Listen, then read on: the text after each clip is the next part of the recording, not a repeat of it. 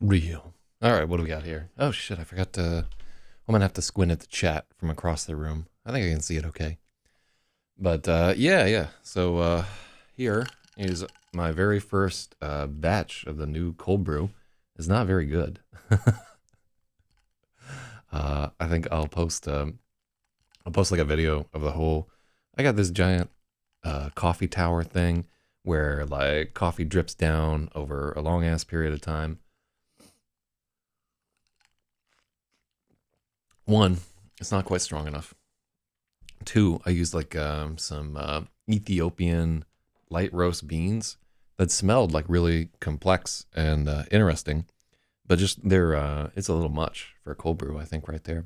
Shouts to everybody saying hi in the morning. Uh, so I think Game Art 101 just joined us on, I think, Mixer. So shouts to Game Art 101.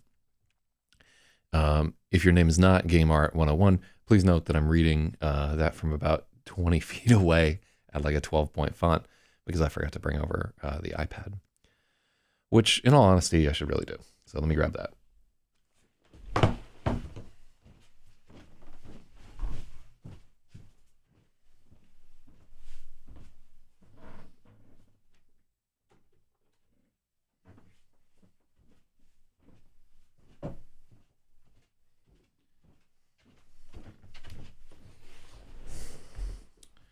Well, look at that right there. 2020 vision from across the room. Where do I stream elsewhere? So yeah, this is going through Restream, and it's on. Let me just read off the list. This is streaming to Twitch, to Facebook, to Periscope, to DLive, to Mixer, to YouTube Stream Now, and to Picarto. And like eventually, I'll stream to. I think Russians like science fiction, so I should create a VK account for that as well, just to get in there. And I'm not sure which Chinese streaming platform would be best suited for this one there. Wait, is today Father's Day? For real? No, that can't be. That can't be true. Why are you fucking with me like that, Stratum? God, I'm terrible about calling people, and I think everybody in my life has just come to the realization that if they don't like call me directly, they'll never hear from me. And whoa, what's hold on just a second. I think I ran out of space on a hard drive. One sec.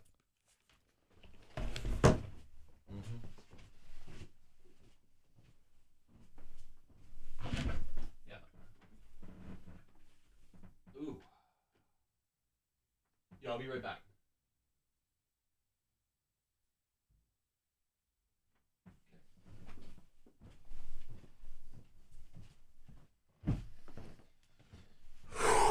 Ooh.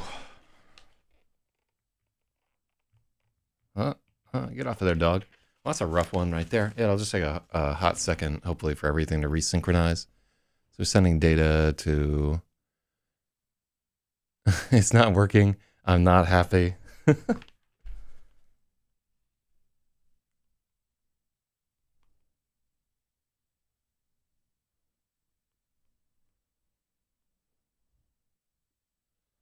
Refresh. I back. God, we need an editor for the the chats that I send out right there. So I think Twitch is still not up. Twitch can take like a few minutes to send through the data and everything each time. All right, so yeah, yesterday we did a show where we tried to thwart the coronavirus by drinking a lot of Corona.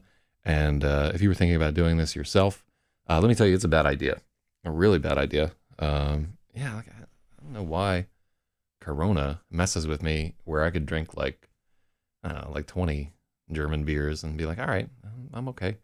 Maybe it was the rapid pace at which we were drinking Corona. Yeah, so the YouTube stream is fine, and it looks like Twitch is back online as well.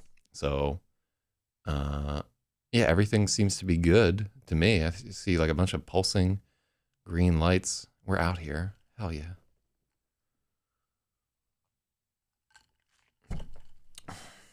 You know, this cold brew is not without its charms.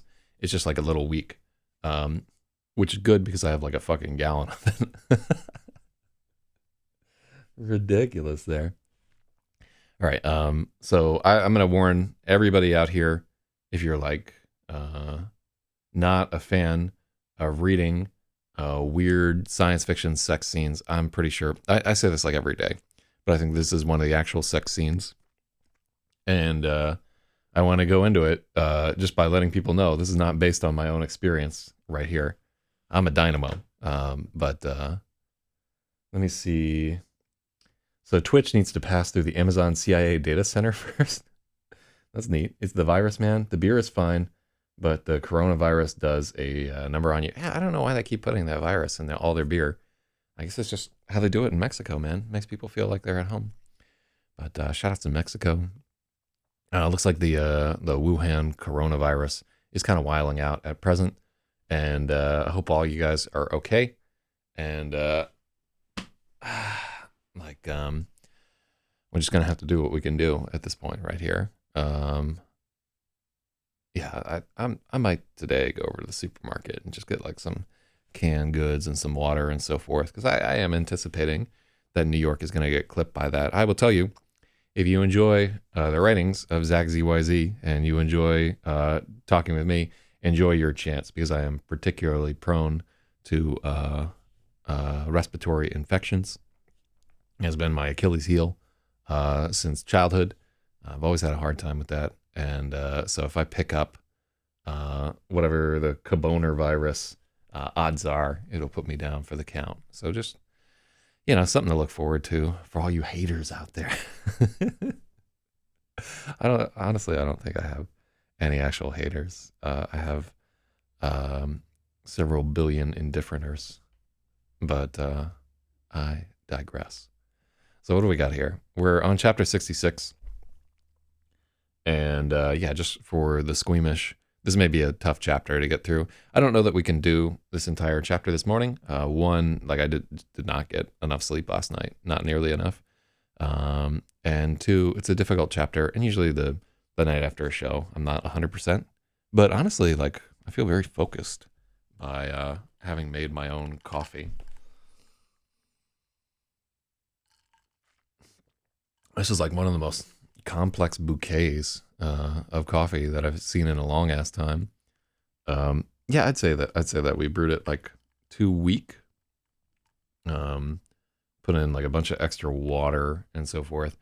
And we used 12 ounces of coffee rather than a pound, so we're about 4 ounces of coffee short.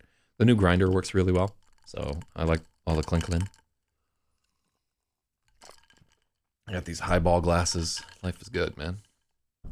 So that's going to be in the background. That ice clinking, and I realized too late that my desire for more physical volume of coffee could have just been satisfied by adding ice, like just pouring stuff into a glass instead of drinking it out of a can like a savage.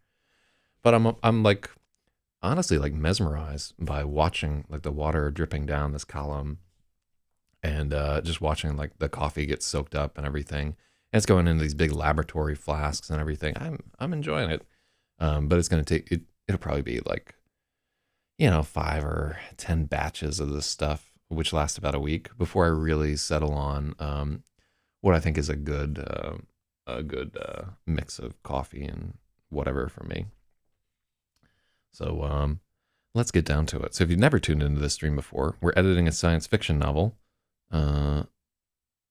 So here I left a note for myself. Need to foreshadow the discomfort of sharing biologically intimate details in an earlier connection. Probably the need to urinate / shame. We did that. Yeah, we extensively covered that. So this is a note that I took during a previous edit of this. This is the first real big edit that we've done. But just keep in mind, like during my writing process is every morning when I sit down, I'll edit the previous chapter that I worked on to get into the swing of writing something, to like get the theme back happening again. And after the conclusion of this edit, my game plan is to start just streaming writing sessions. So I'm not sure how I can make that interesting, to tell you the truth, because I can talk during the entire time that I'm doing the editing, except when I'm like really concentrating hard. But when you're actually writing, the entire time he's really concentrating hard, and I'm not going to pay a tremendous amount of attention to chat because I'm trying to be in the zone the entire time. So that's one where we may just have to stream some music and not be on Facebook for those times, or I don't know exactly what we're gonna do. But yeah, I can foresee. And normally when I write too, I have music going on in the background. Um, like I'll still value people's input and so forth, but it's not. I'm not going to care about things like repeated words and commas and stuff like that. Um, we might just edit. We might just like edit the previous chapter, and then afterward, I'll do the actual writing, and then people can wander off or whatever, which is not a good game plan for a stream. But yeah, so it's supposed to rain today here in New York City. It's going to be about 50 degrees or something like that. If it doesn't rain a lot, I might go for a bike ride. I'm going to see my girl today, which I haven't seen her much at all this week. I think the last time I saw her was on Sunday. So I'm excited to see her. She's a real one. Probably get to hang out with her dog too, since I think she's coming over here, and I got to clean up my house. And that's the story of my life right there. Nothing super critical or pressing or important happening with me. But I am happy that we're all the way at chapter 66. And it looks like we just have about 302 pages left to go, which means that we have about 30 days left.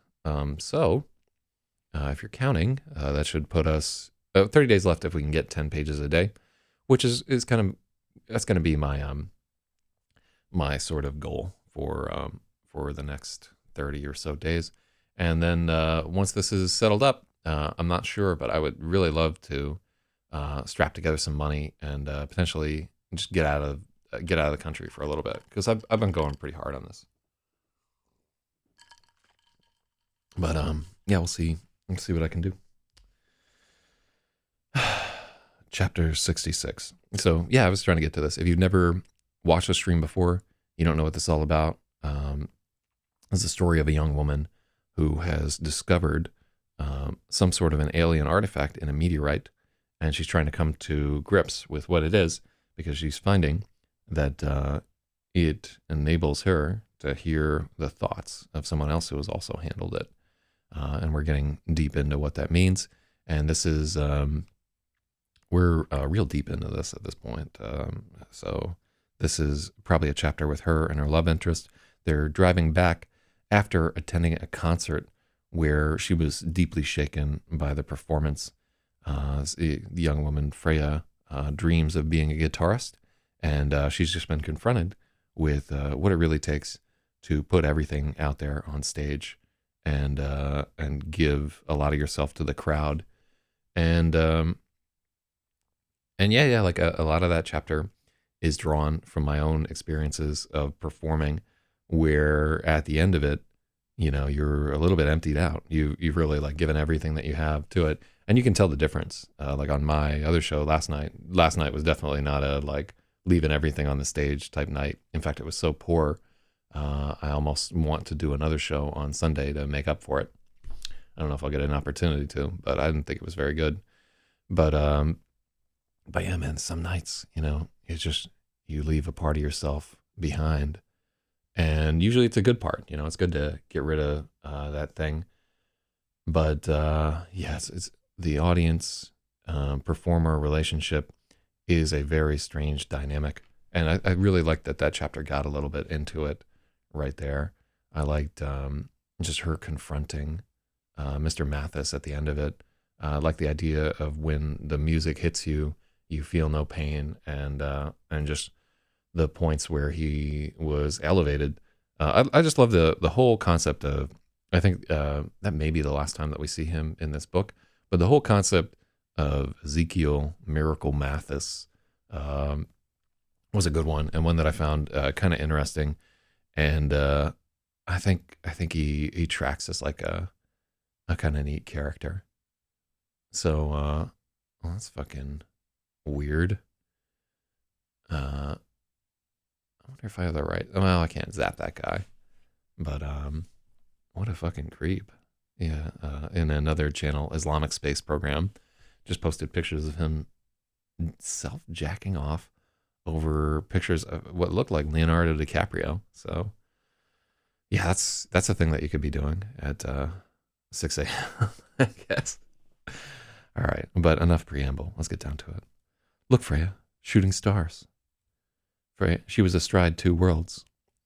For a moment, there was a sense she could step backward and return to the way things had been, discarding all that had followed.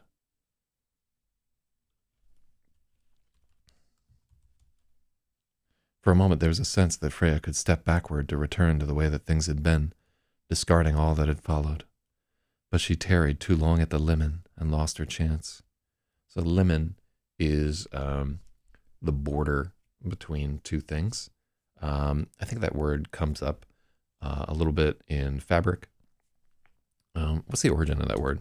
Hold on just a second.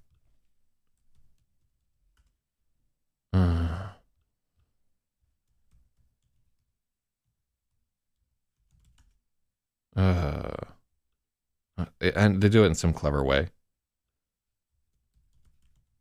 There we go. Wiktionary.org. I want to say it's German.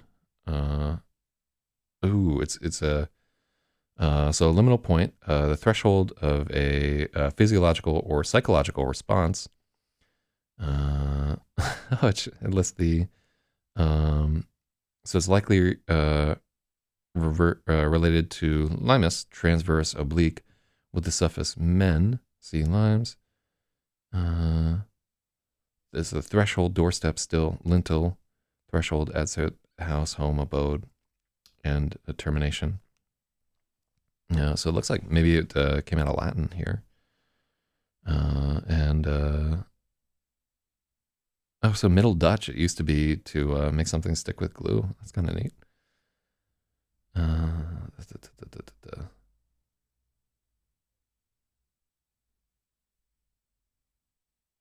Yeah, so it's borrowed from Latin. So I was wrong, thinking that it was like had some kind of Low Country thing happening here. Oh, hold on just a second. You should be over there. There we go. Well, cool. That's interesting. Let's back to our story. But she tarried too long at the limon and lost her chance. The hand that gently shook her awake was not Randall's. Randall was gone. The wrong world shifted into focus as she blinked. The overhead light was on, and Dan was smiling at her in the amber light. There was no unity. He mistook her look of bitter disappointment for grumpiness. The Toyota was idling in front of Freya's. Okay, so this is... The world shifted into focus as she blinked. Note. The overhead light was on, and Dan was smiling at her, and the...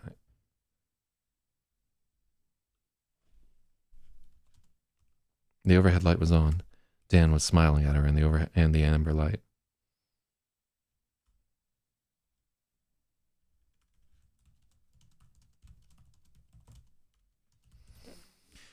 The overhead light was on. Dan was smiling down at her in the amber glow. There was no unity. He mistook her bitter disappointment for grumpiness. The Toyota was idling in front of Freya's house. Lass's car was still gone. Why now? Why couldn't it ever stop?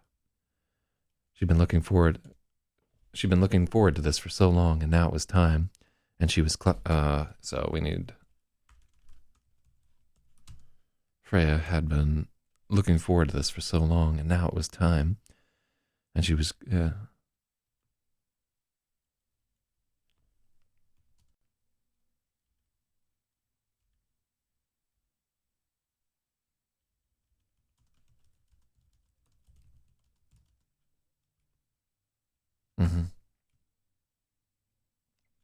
Now it was time, and she was clutching an open wound in the passenger seat. It never got better. She hoped Dan wouldn't notice, but he knew her too well now.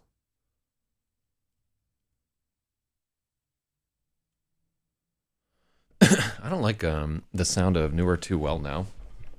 Knew her too well now. But he knew her too well. That's a little better. So it is like a recent thing too, that he knows her so well, but we're gonna go with that.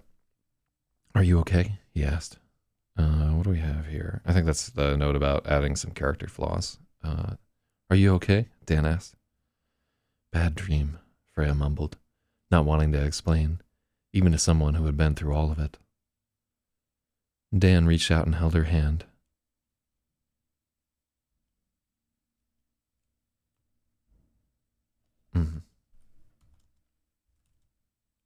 It was gentle and patient.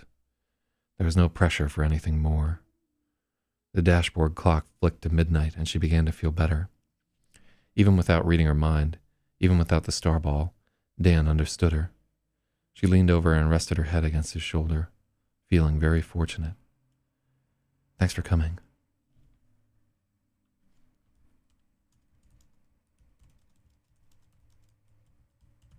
Thanks for taking me to the concert. I should go. I got work early, Dan said, and she could hear reluctance in his voice. She made a sad and senseless noise of complaint.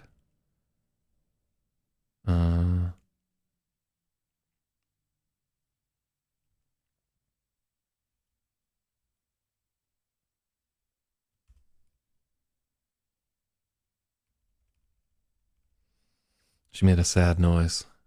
So that's not a strong, it's sad and senseless.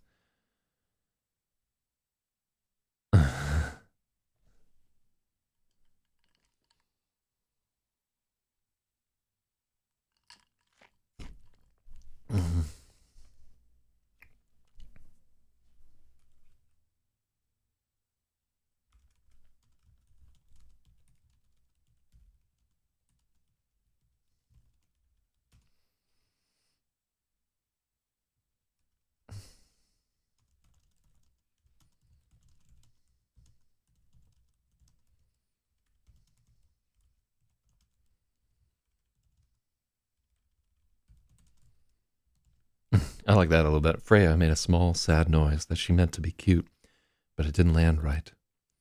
She didn't want Dan to leave, but she was afraid to invite him in.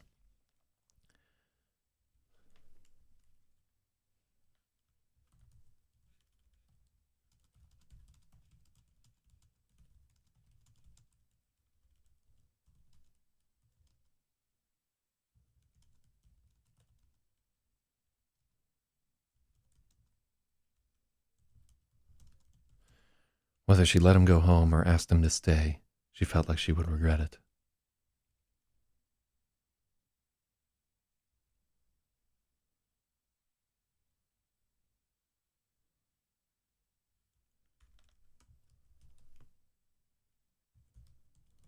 Freya felt certain she would regret it.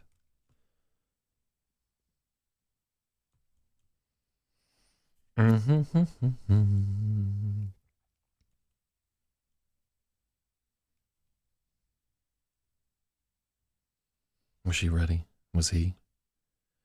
All the advice everyone had given her was crashing together in her mind. She took a deep breath, trying to listen for what she felt. Do you want to come inside? Freya asked.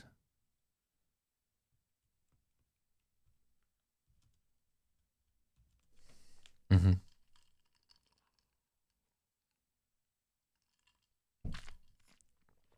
Mm.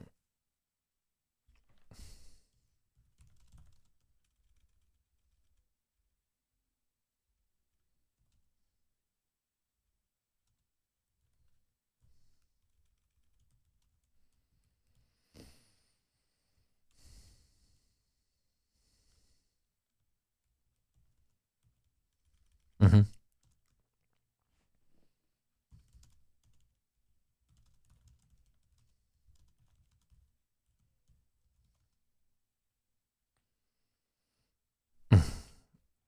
Yeah. So, yeah, I want to change that up a little bit. For a moment, she could see him hesitate.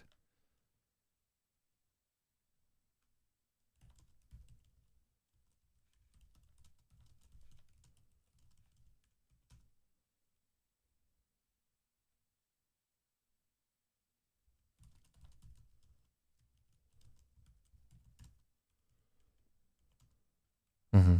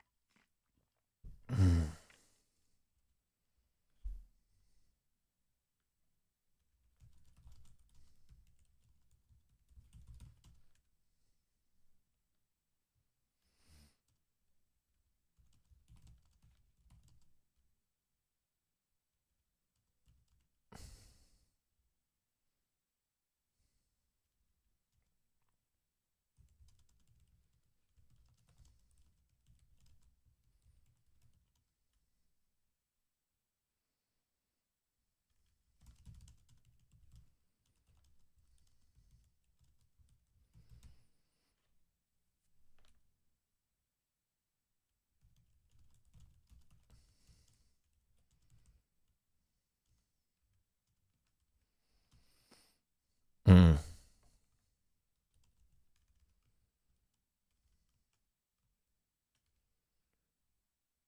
He hesitated, and for a moment she almost wanted him to say no.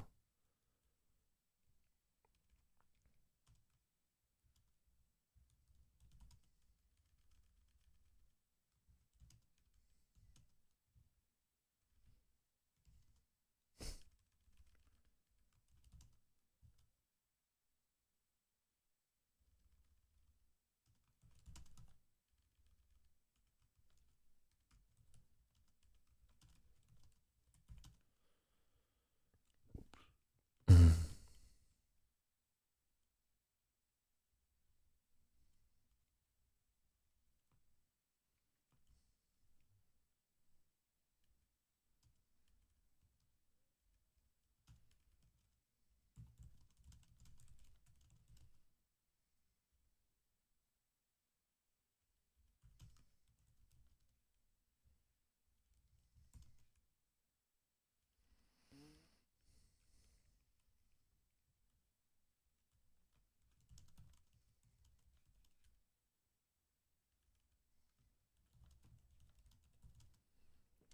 Mm-hmm. Uh,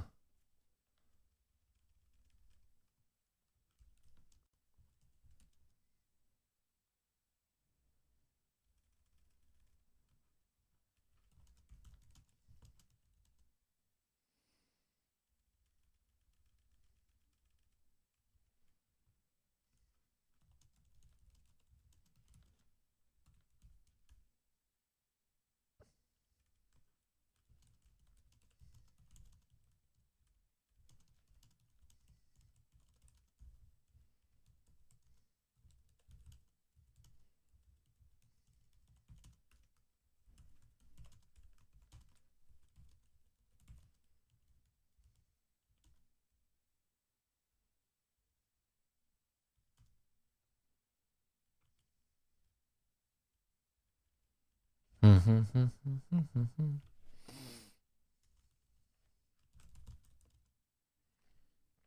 Hmm.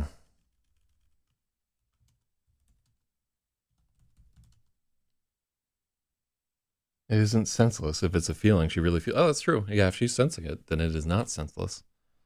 Do you want to come inside? Freya asked.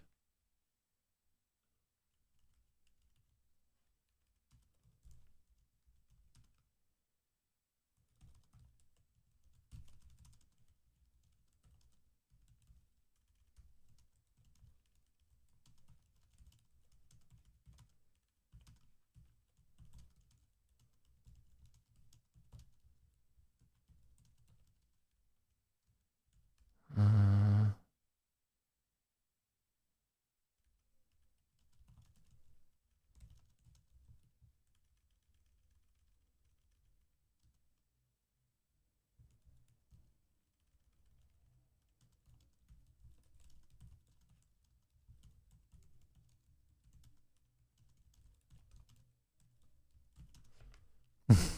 I like that note. For a moment, she almost wanted him to say no. She already knew how rejection felt. It wasn't scary.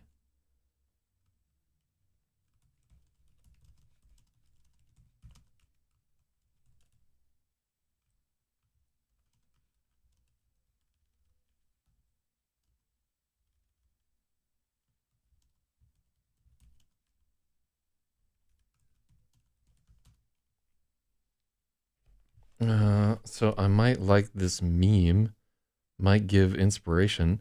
At what point did you think that I needed fucking inspiration, right? As I'm churning through 800 pages of novel. The fuck is wrong with you? Jesus Christ. Yeah, why don't we just stop what we're doing here and click on your fucking YouTube link? Jesus, guy. Think for a second.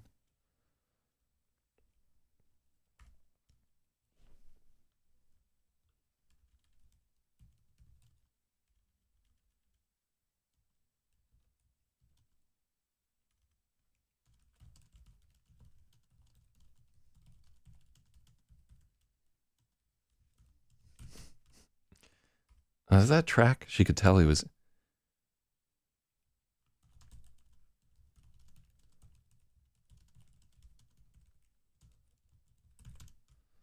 He was trying his hardest not to look daunted. Real. All right, so now this is a sex scene, so we have to plow through this shit. Yeah, Twitch really has a lot of fucking spammers on it, man.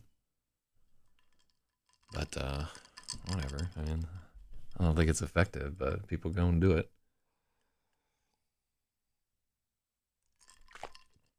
I like to do my spamming the old-fashioned way by bothering all my friends on every single social media platform that I'm on.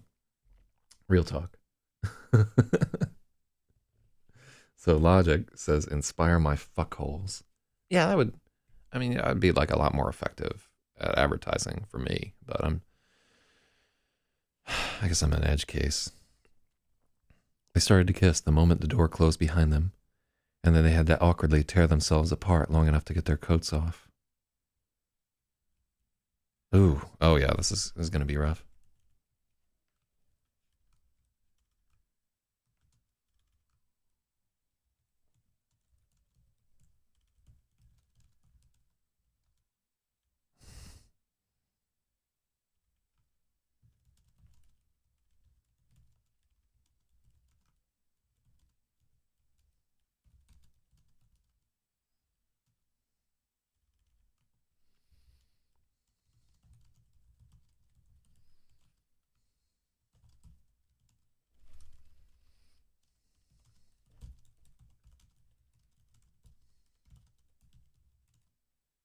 Mm-hmm.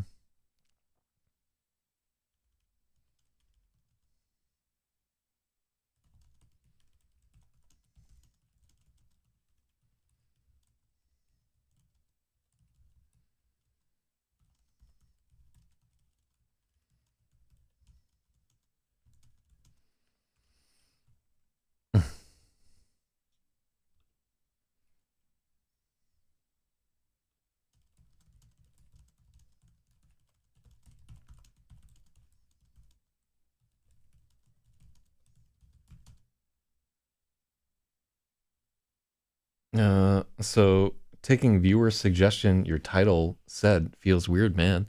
Yeah, like not a suggestion to like watch fucking. What do you think we're doing right here?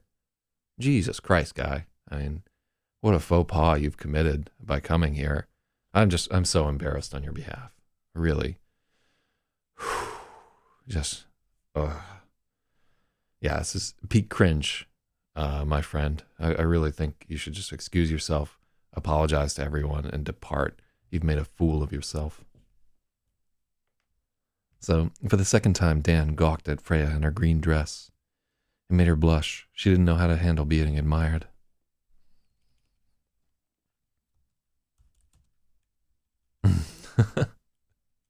Oh, this is going to be such a tough chapter to get through.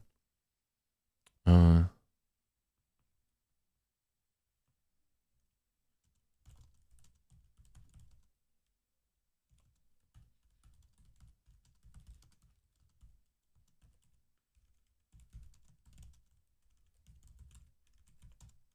she was blushing. She didn't know how to. No. Yes, this is tough wording right here. For the second time, Dan gawked at Freya in her green dress.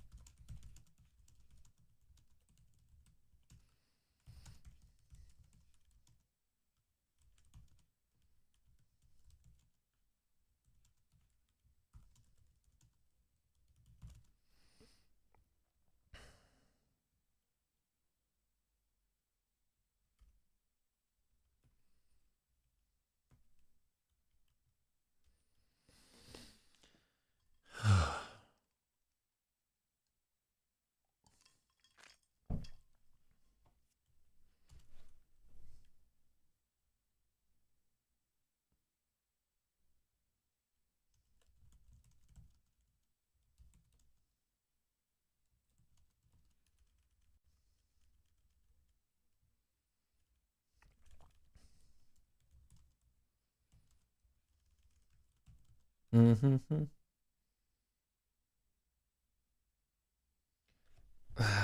So he says, for the second time, Dan gawked at Freya in her green dress as he stuck his massive dong up her hold and waved it around like Big Ben in 1964. Well, I feel like you might need an editor a little bit worse than I do there. I mean, this is a sex scene. We're going to get to his big dong in her hold very shortly. So if you could just be a little bit patient.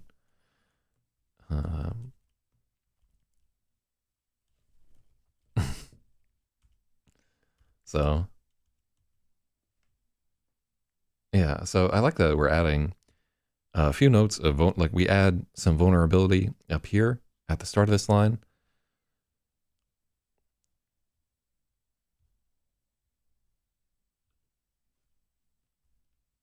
So that shouldn't be a chapter break also. Like, you shouldn't chapter break.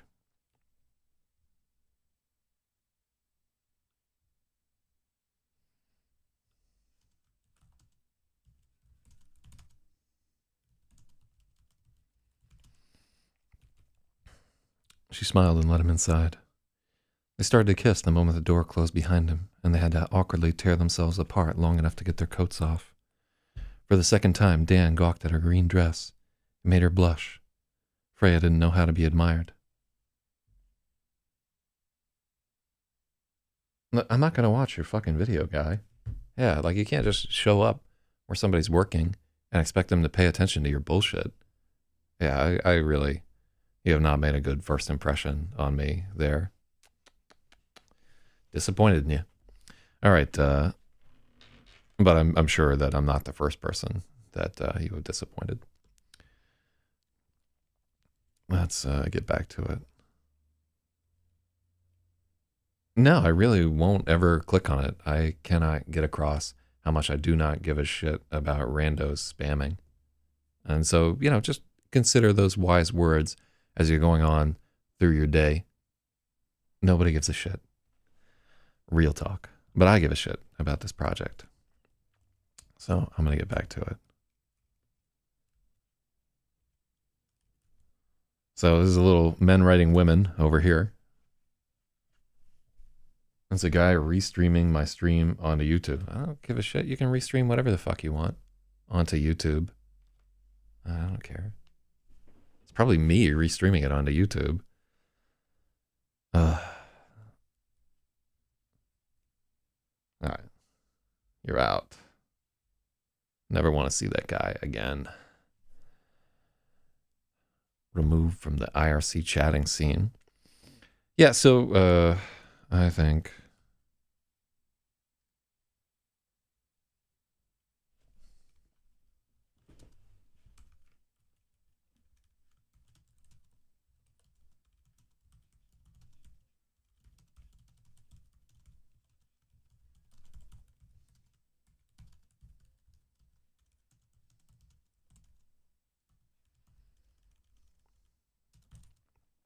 bum, bum, bum, bum.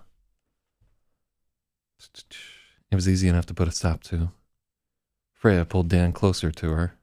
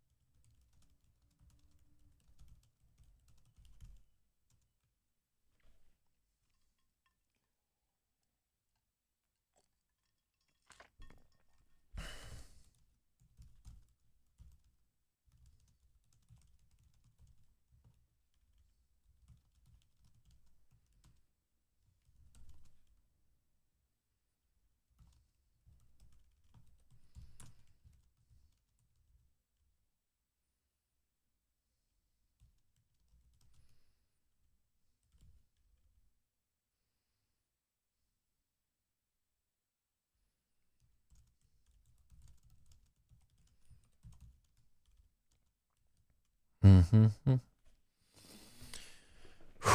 These are hard chapters to fucking edit here. But we just got to think, it was hard to edit the previous sex chapters too. And I was really happy at the end of it. Like, that's really something that benefits tremendously from some sober contemplation. So much of writing is like being in the moment or whatever, as you're like tapping away in the middle of a coffee store, like furiously jacking off under the table. And yeah, it's and now that I have to have both hands visible on screen, we can really think about this and try to deal with like what our characters are thinking during this time.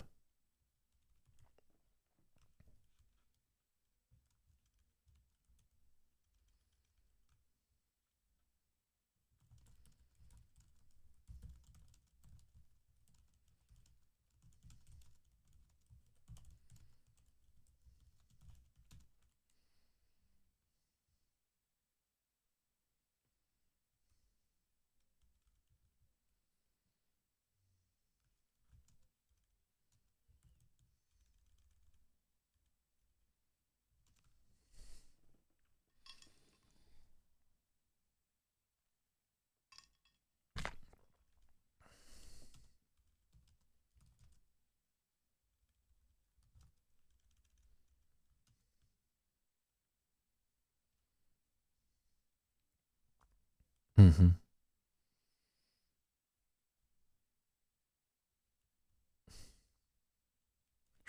Yeah, this is a little hinky right here.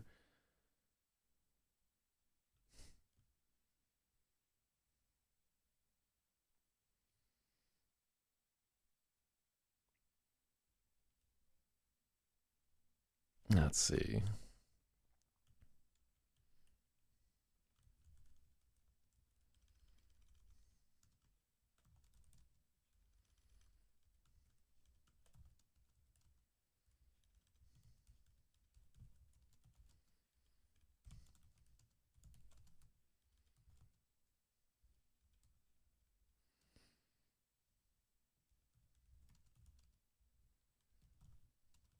Mm-hmm. Mm-hmm.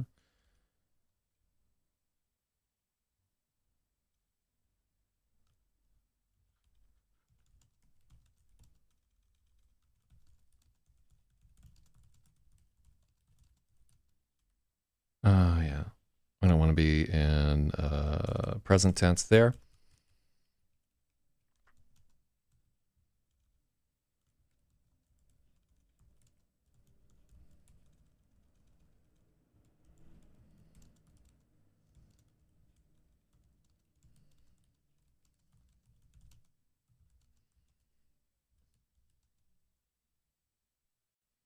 Yeah, crushing is not the word I want to feel. Yeah, let's just avoid tits altogether if we can.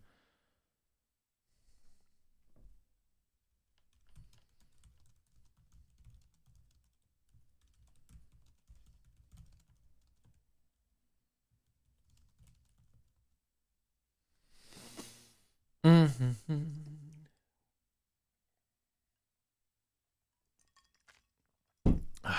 This is the work, ladies and gentlemen. 7:30 in the a.m.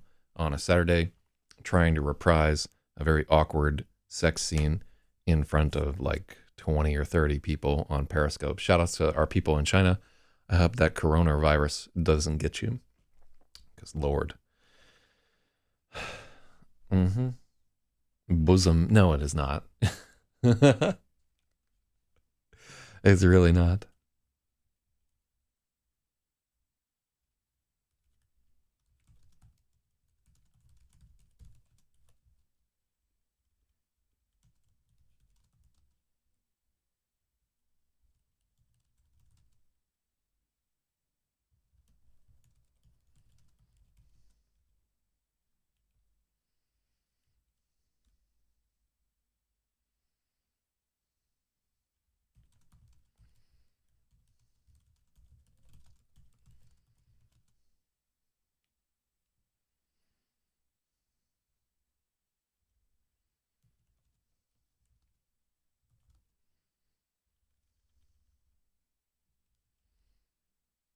Mm-hmm.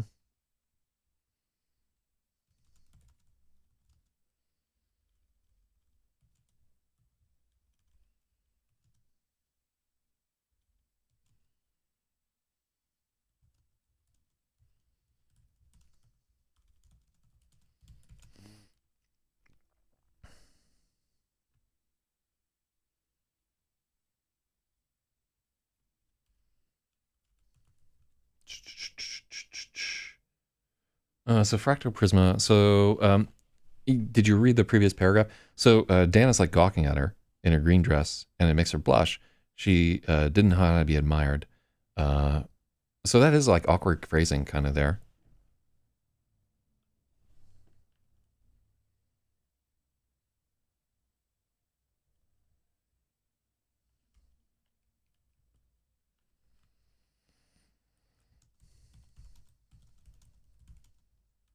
Mm-hmm.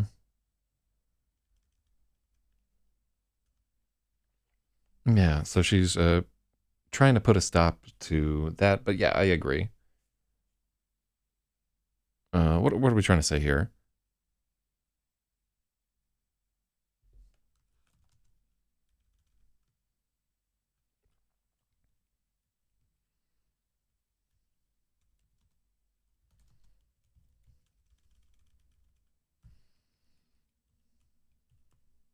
Let's see. Now, are we going to put a...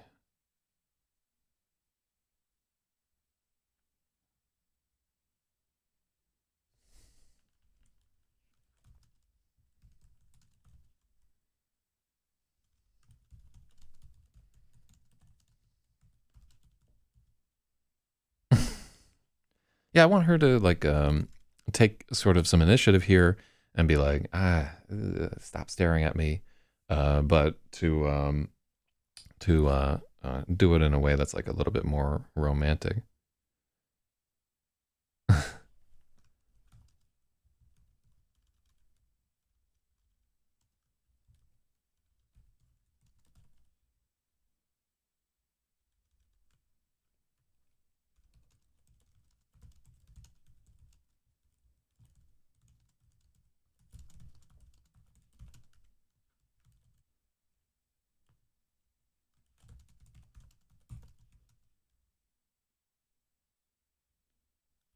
I think we can just make it implied that she's doing that because she's like uncomfortable and she's like, I'll put a stop to this. Let me just suck this guy's dick.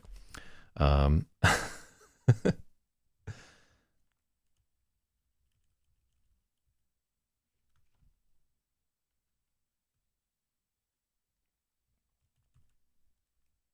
and we get a little romance novel.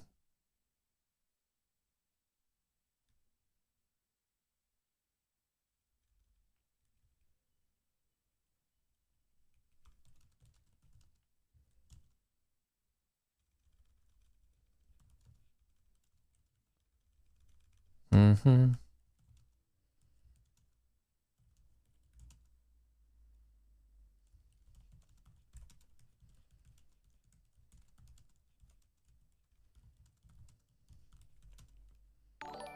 What do we got here?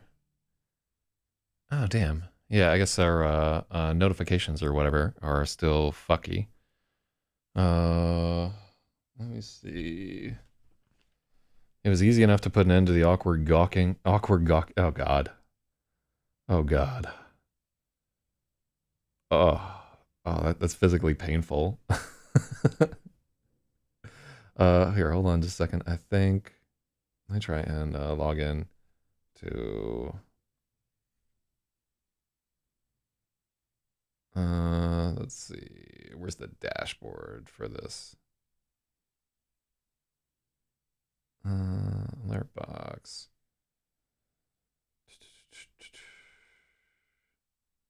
So I don't know what the hell just happened. I don't think it was somebody sending us money, which is good. I usually just want to holler at people. I think that was just somebody subscribing. Thank you for subscribing. But yeah, you're causing me pain there. Fractal Prisma. Oh, shout out to Big Jira right there. Jira, thank you so much for the $69 tip last night. That's fucking amazing of you. And we did play Emmy's song entirely. Wait, what are you scrolling over there, Jira? In the chat. I don't know what that is. Let's see.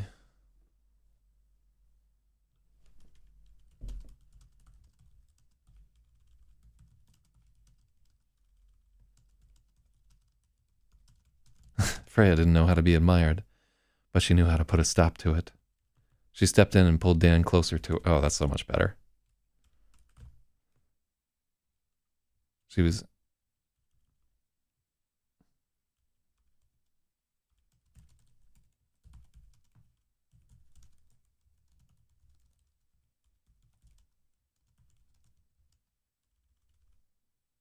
I mean, he did it hard. Honestly, yeah. I guess you can't really send Emmy $69 because she'll just spend it on heroin, like immediately. So yeah, this works out a little bit better for everybody. I get some money. We play an organ song. Everything is great.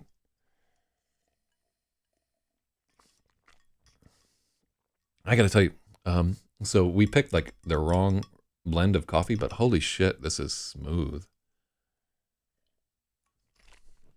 Yeah, when we fry in the right beans and like the right, I'm gonna experiment a little bit too with a different grind size. Money would get injected directly into her jugular. God damn.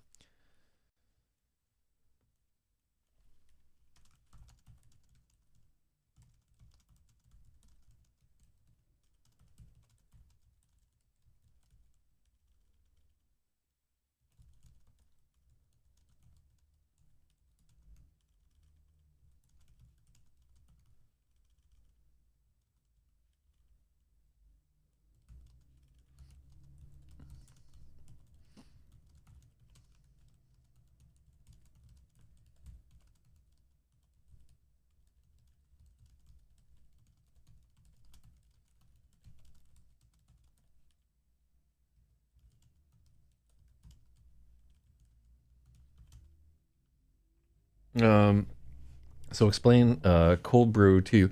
So essentially, the idea of cold brew is like one, if you just take coffee and you brew it, and you throw it into like a fucking fridge, you get like a lot of the bitterness of coffee kind of compounded, like the kind of burnt taste that it can get.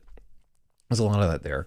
And a lot of it has to do with as you're roasting coffee, like a few things are happening. One, some of the caffeine is getting destroyed by heat. And some of the flavor compounds are being changed by heat. Um, but if you cold brewing is essentially just letting water slowly soak in and carry out like a lot of the flavor and the caffeine of the coffee without subjecting it to heat right there. And like it's not tremendously different. It is like a little bit more caffeinated. I would say that it has like a smoother taste. And let me see. Oh wow, people are talking about fucking bats over in the MK Ultra Discord. That's wild. Um, yeah, it's just it's like a different kind of coffee, and yeah, it's pretty it's worthwhile in my opinion. And honestly, for me, I'm just kind of like mesmerized by like the coffee slowly dripping down in this tower thing, and I like that I'm gonna get to spend months just experimenting, like putting in different amounts of water and trying different beans and trying to find like what's the perfect coffee for me, and then like finding some variants that I enjoy and so forth. I love ideation. Um, like when I'm doing painting or whatever, the thing that I'm really excited about isn't like the act of painting, although that's really fun, or like the end product. It's having an idea and trying it and seeing what happens with it. And you can see this in a lot of the writing and everything that I'm doing.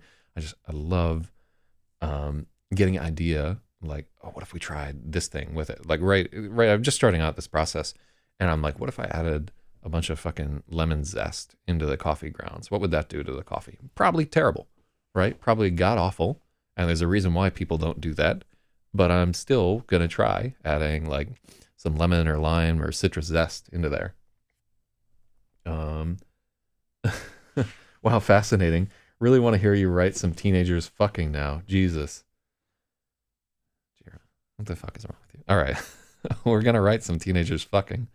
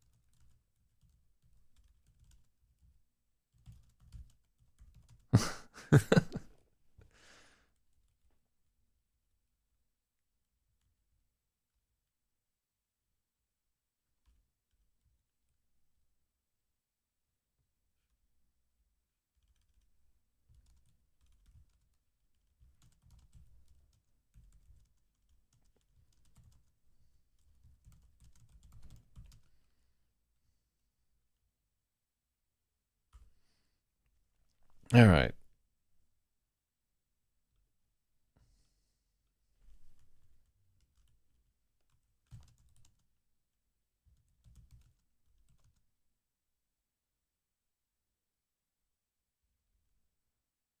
Let's so we need to compare the rising and like swelling of emotion to so that it's actually like a distinction when she realizes she's actually getting picked up on her feet.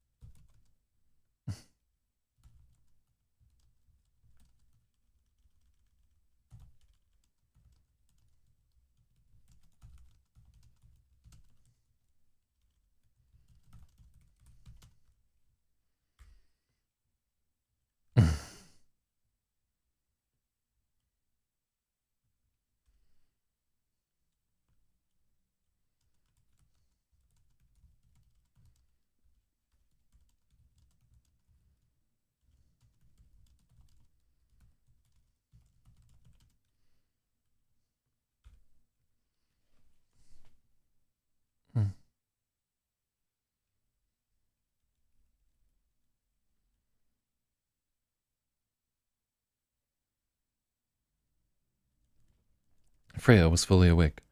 Her eyes were wide open. Uh,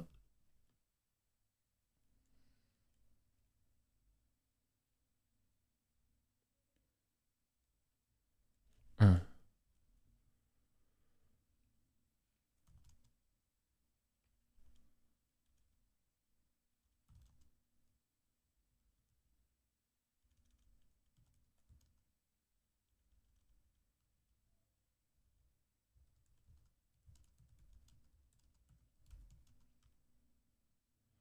Her sense of smell was sharp, and every sensation felt as if someone had turned up the gain.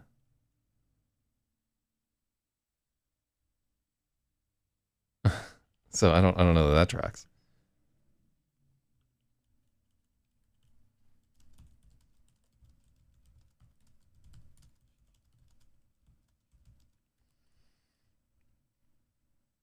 Her eyes were wide open. Her sense of smell was sharp. It felt as if someone had turned up the gain on every nerve in her body. Dan lowered her back to her feet, but the feeling of being lifted remained. She stared up into his eyes, and naked want gleamed back at her. When she couldn't bear it any longer, Freya shut her eyes and inhaled, feeling the breath flutter in her chest. It meant so much to be wanted. Dan's lips were on her neck, and it was too much. She could not contain the breath.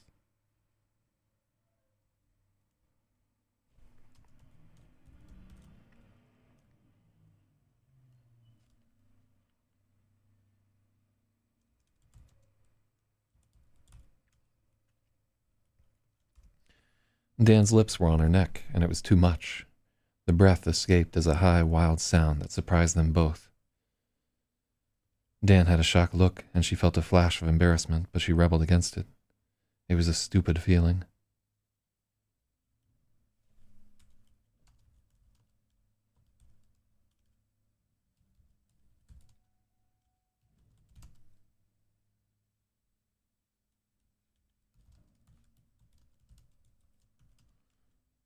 Dan had a shocked look, and she felt embarrassed, but she shoved it away. 5 hours ago, they were a single being spread across two bodies. Freya covered her mouth theatrically, and Dan couldn't help but laugh.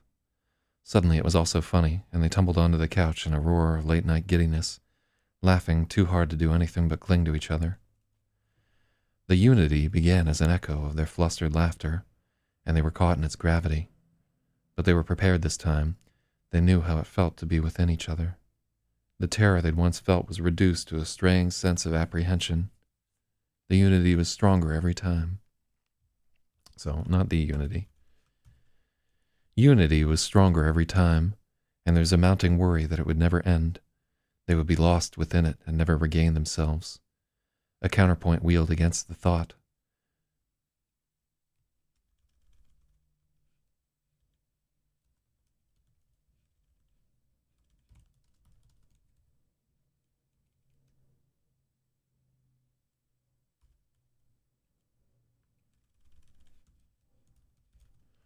Unity was stronger every time. There was a mounting worry.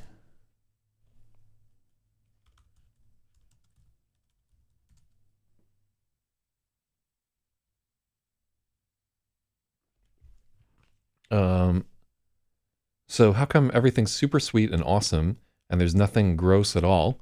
Well, just you wait. But yeah, like it's not the point where things would get gross, right? Their clothes are still on. And I guess there was like a note where she's like, this guy's aftershave or his fucking deodorant wore off a little bit ago. But let's girls never like, damn, that guy's got some nut butter. Well, hopefully, like, well, I guess let me where would they be at right there? So he would have showered directly before he came over, but it's been like 5 hours or so. But it's the winter too, and it's not like and it's cold, so there's not going to be like a lot of bacteriological growth in the guy's grundle or under his arms or what the fuck ever. They would have potentially been sweating a fair bit at the show though. So yeah, if we need to get realistic about how funky this guy's nuts are, I'd say like a 3 out of 10 at this point. I don't know that it comes up in the chapter, but just know that I'm willing to go down that route with you. The unity began as an echo of their flustered laughter, and they were caught in its gravity.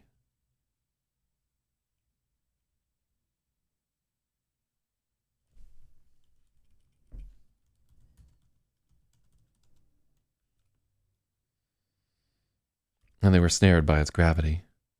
They were prepared this time.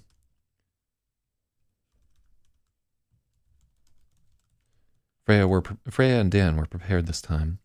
They knew how it felt to be within each other. The terror they'd once felt was reduced to a straying sense of apprehension. Unity was stronger every time, and they shared.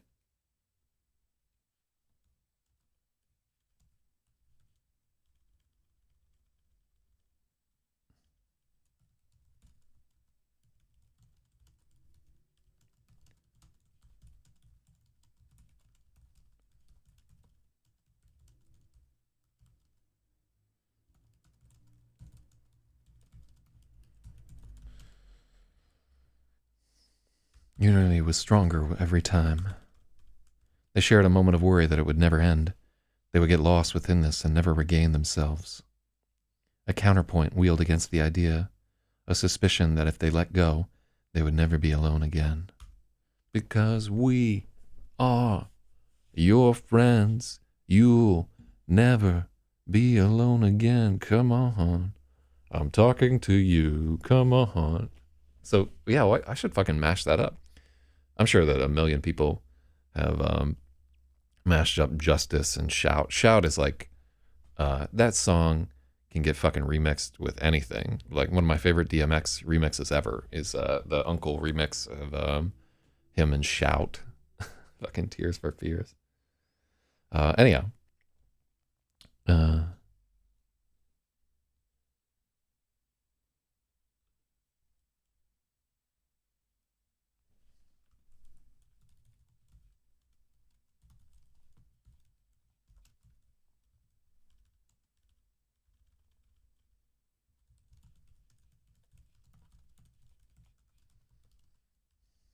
mhm.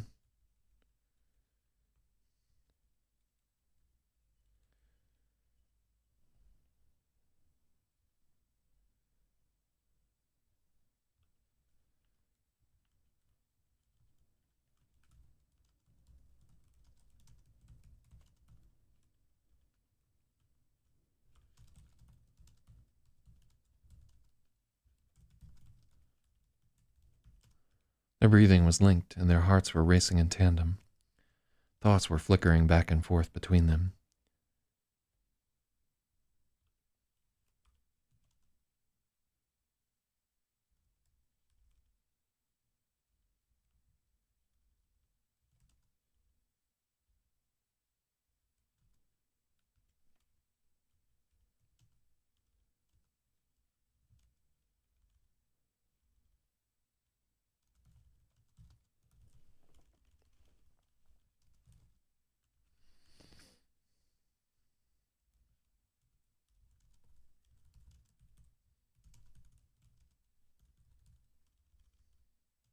Mm-hmm.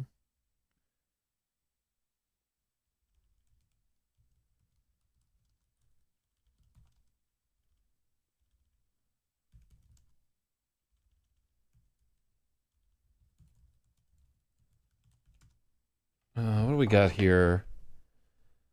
I want you to hire a team of women to adapt your script for Netflix. Well, one, this is not a script, and I think it would be relatively difficult to adapt for the screen.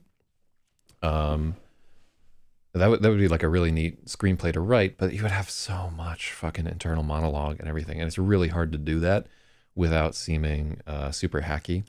But I will tell you that the woman who, like, the primary editor that we'll have on this will definitely be a woman. This is not a book that could be edited by a man. It really shouldn't have been written by a man, but I don't have a choice. Got a big old honking dong, and there's nothing I can do about it. But not only will, like, I'm not going to work with a male editor on this one, just because I feel like we need a genuine female perspective on this one. But we're also consulting with some young women who are in high school to try and get like a little bit closer to the mark. Because I'm very aware of my limitations as a crotchety old man trying to write for a bunch of teenagers. Exposition dump, expand dong. Consulting with high school women. Yeah, yeah. Like honestly, like if you're gonna write for a very specific period of time, like I do not remember high school very well, and it behooves me to talk with somebody who does. So I'm not gonna fuck them, Jira. Uh, at least I hope not. God, how terrible would that be for fucking me? Be great for them, but awful for me. I feel like such a piece of shit. Mm. But I digress. Their breathing was linked and their hearts were racing in tandem. Thoughts were flickering fat.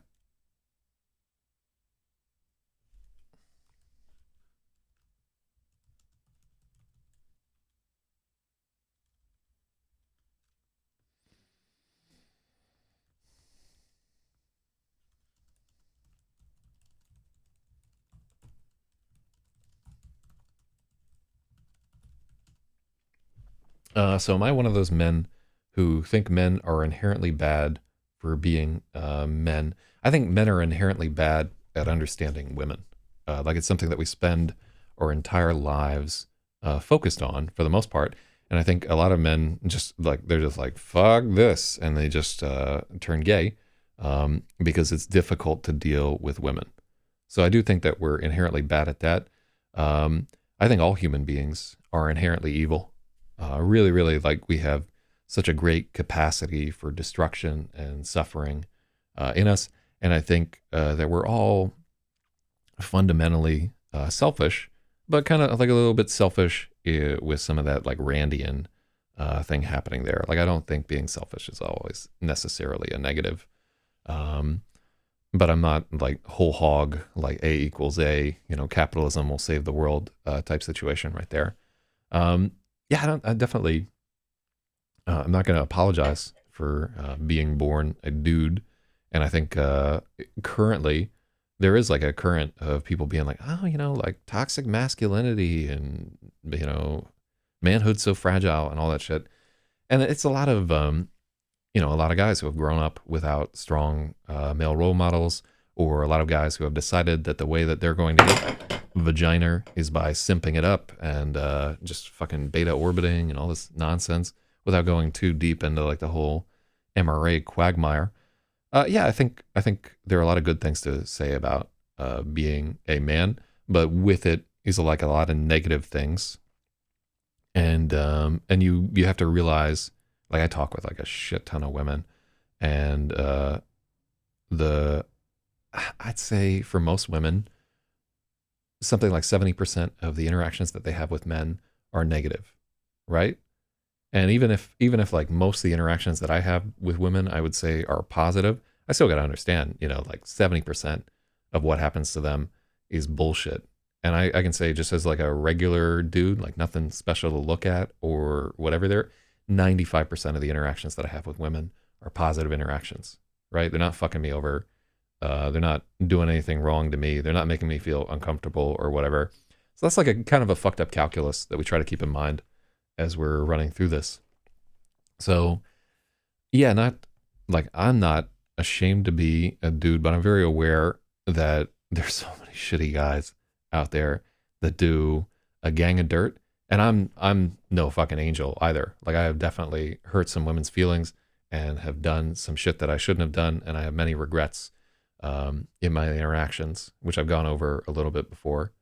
But yeah, it's part of the reason why we're so fortunate to be here, and why it's fun to like delve into thinking about the differences between us, is how complicated and difficult this all is. Like there's no easy mode to this shit unless you want to turn gay. That's sort of like easy mode. And this is like controversial hot take right here, but I've known a lot of gay people, specifically like a lot of gay women, and I really feel like a lot of women who choose to be with women, um, you'll see like their relationships fall off a little bit after some time, and they settle like very quickly into you've heard about like lesbian bed death, and just sort of this low level, very dispassionate thing. And I'm not inside their heads, right? I can't tell you what they feel, but I have a suspicion that there's a lot more motivation. Like it's very difficult to deal with men. What if I just didn't have to do that, right? What if I never had to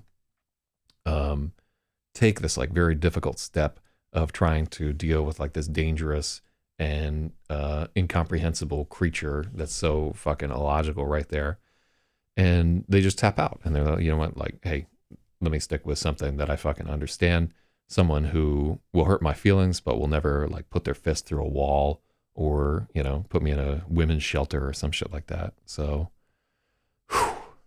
uh yeah, well, like not wired. You can't fuck around as much as I have and not spend a lot of time thinking about this. So Jira says, do I read romance books? No.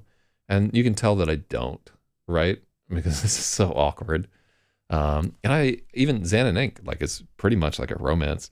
And I'm not well read in the field. It would probably behoove me to try and like pick like the top 3 romances of all time and see how they do it. So Jira says, yeah, I can tell that you don't. Well, this is a science fiction book too. We're more interested in the science fiction aspects of it than whatever.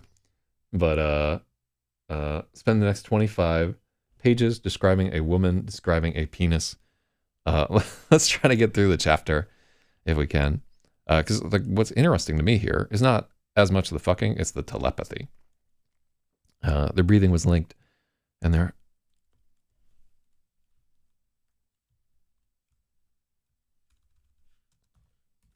breathing had linked, and their hearts were racing in tandem as thoughts flicked back and forth between them. Flickered. Yeah, flickered is the word that I want.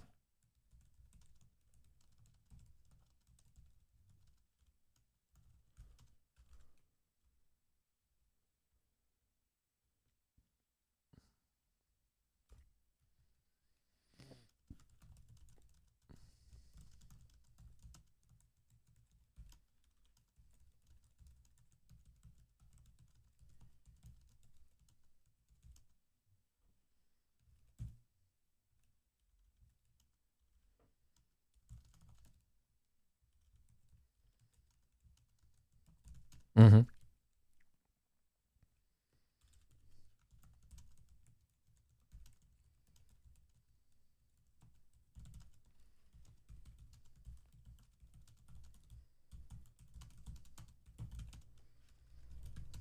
Mm.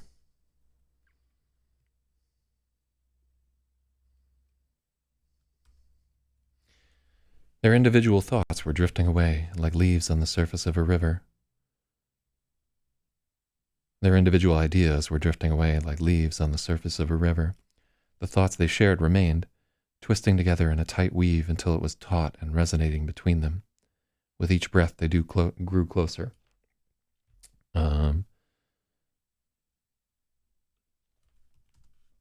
Where are they right now? I think they tumbled on like the fucking couch or something like that. God, why do I write sex scene? It gets so much worse, right? The scenes later in the book are like tremendously more graphic and eye rolling. But this is the work, you know. We can't not go through these. So yeah, so when you're saying that you can tell that I don't read romance books, definitely if you have feedback that's like useful on here, like, oh, you know, they focus a lot more on like the character's perspective, or if you have like good examples of somebody doing it better where I can steal their technique or something like that, definitely hit me with that. But yeah, I'm not a romance writer by any way, shape, or form.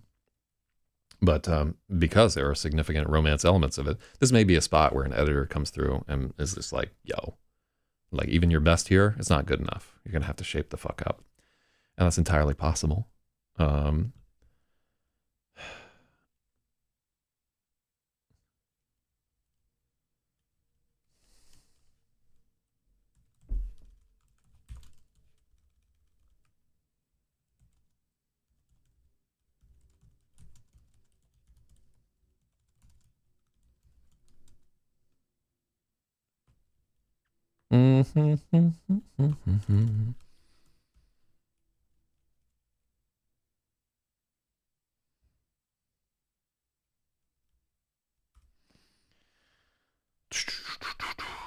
All right, so they're just standing up at this point. So does Freya hate anyone? She hates herself. She hates Lassa. She hates Malcolm Lewis.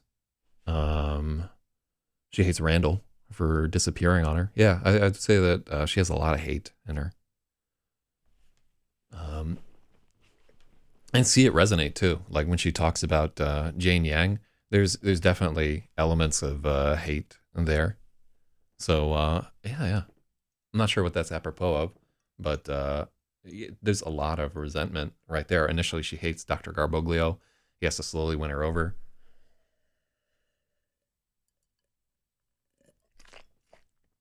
Mm. But yeah, she's like relatively a spiteful woman. When not woman, she's a girl at this point in the story.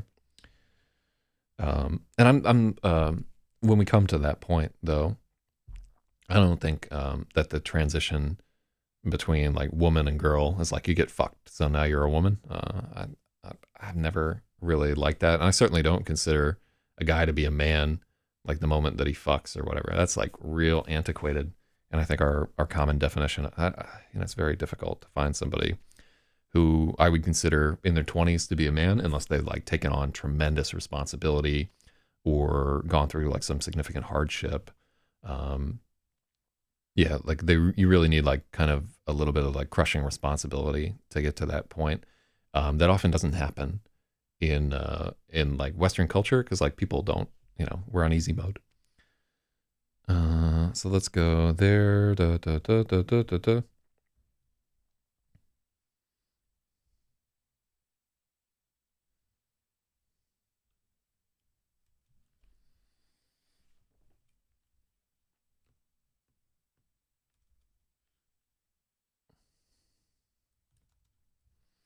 With every breath, they drew closer, and when their lips met, it was like an electric arc. A brilliant blue light flared,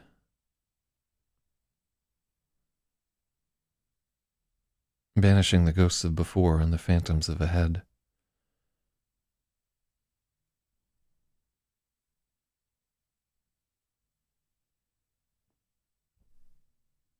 I think ghosts of before and phantoms ahead. Yeah, let's check this out.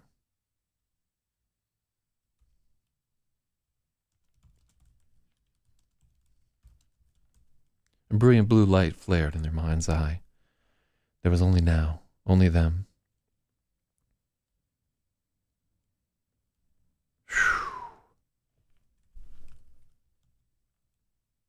Dan wanted to touch her. Freya wanted to be touched, wanted to touch him. She wanted everything. Her hand slid down his cheek and his fingertips traced along her neck, dancing on a narrow edge between wonderful and unbearable. Her hand was against his chest, sliding down to feel the ridges of his abdominal muscles.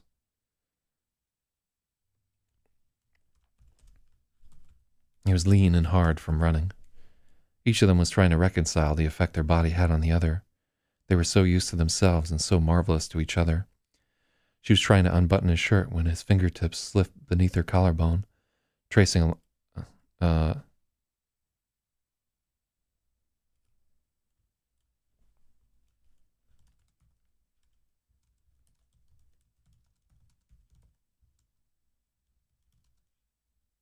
what are we talking about? So it's neckline. So I think we trace. Yeah. Oh man, I have such deja vu. I think a previous chapter. Ooh, this is like total deja vu from the last time that we did this, right? Ugh, wild.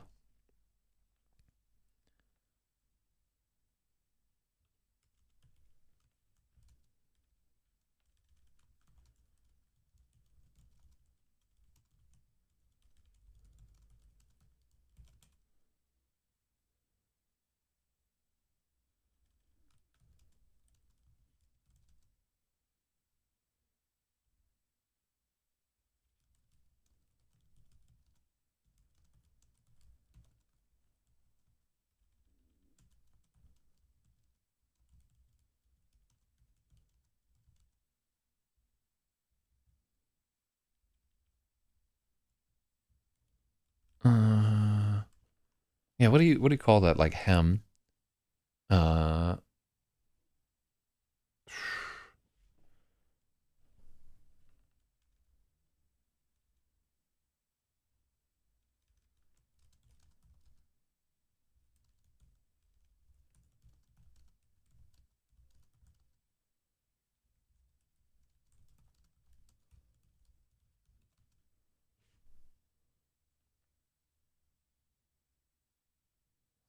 neckline just doesn't. It's not like a good word for the situation right there.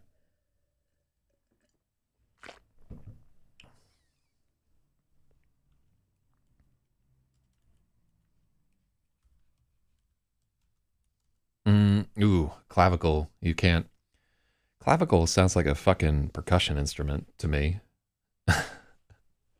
So I know the clavicle is like the right line. But what I'm talking about is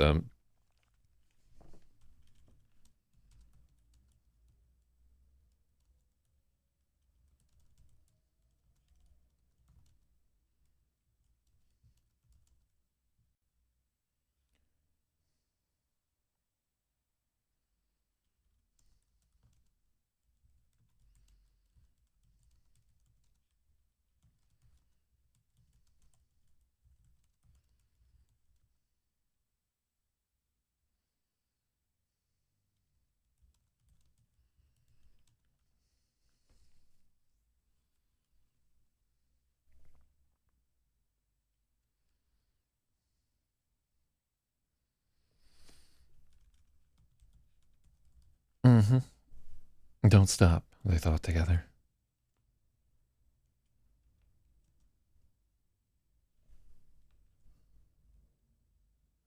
So what were we doing, like...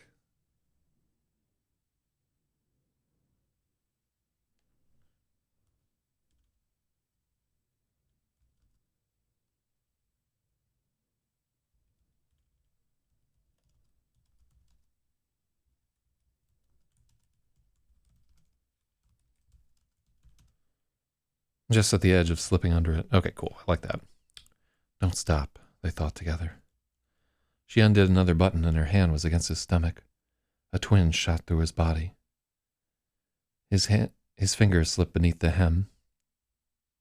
Ooh, ooh, ooh, this is a bad line. His hand slipped beneath the hem of her dress. The hem, we don't need dress.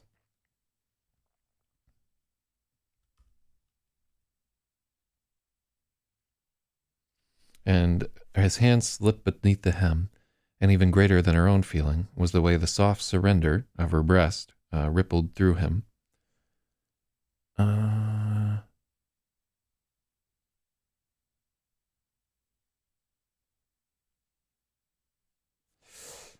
It's a hokey fucking line.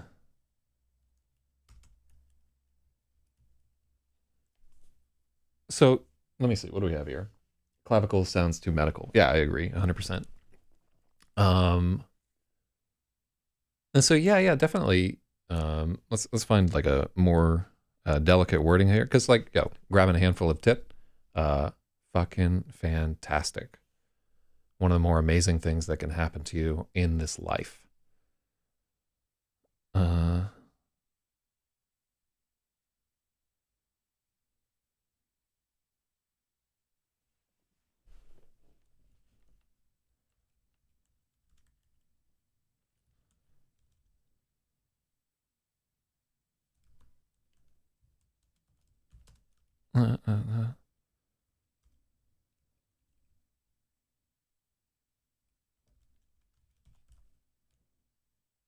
A twinge shot through Dan's body. His hand slipped beneath the hem, and even greater than her own feeling was the way the soft surrender of his breast amazed him. She slipped her...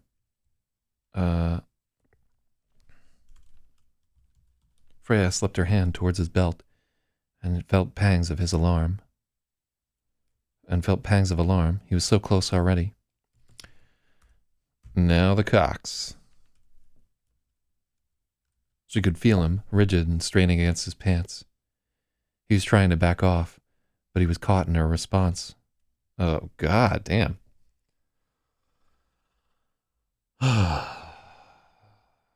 What have we done to the earth? Let's see.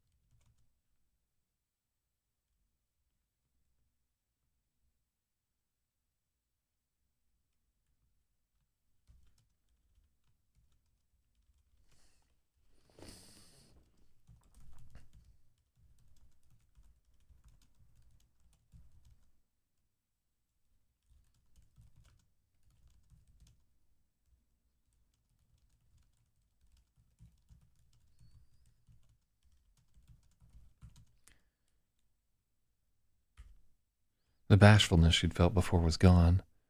She was proud she could have this effect on Dan.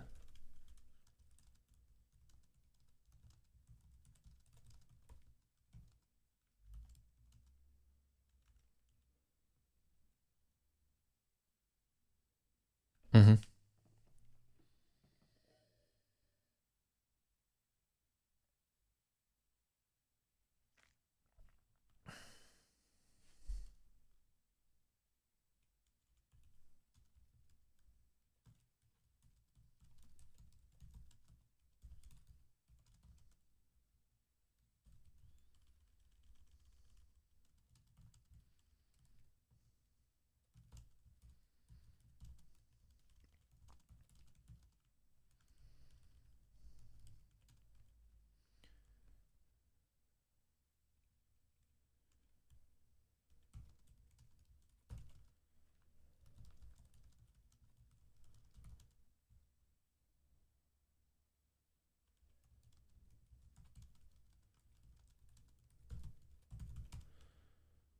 Replaced by an odd pride. Her effect on Dan was undeniable. Freya slipped her hand towards his belt and felt pangs of alarm. He was so close already. She could feel Dan, rigid and straining against his pants. He was trying to back off, but he was caught in her response. She was flooded. She wanted to feel him, to take all of him. His hand slipped lower. Her nipple was standing up. It was standing straight up. Oh, good God.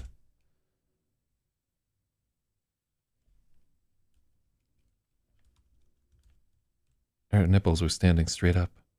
Her hand was slipping under his belt, and it was more than either of them could bear. Dan shut his eyes and began to come. Surging and explosive. Freya tried to focus on the feeling, wanting to savor every instant, but his orgasm set off her own. There was nothing like conscious thought from either of them.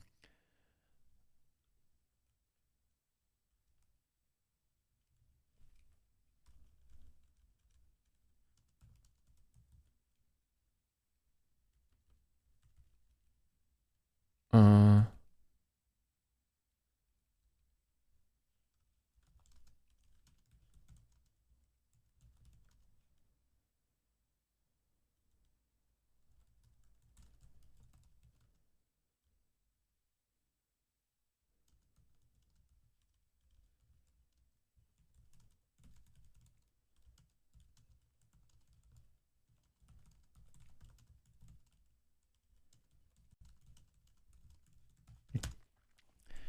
They shut their eyes and clung to each other. They hadn't even made it to the couch.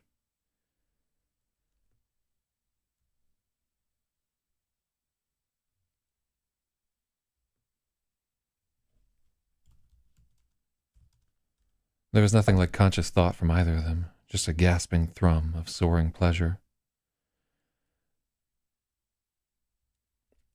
Somewhere in the confusion, she'd set her other hand onto his penis, and through his pants she could feel the aftershocks trembling through it.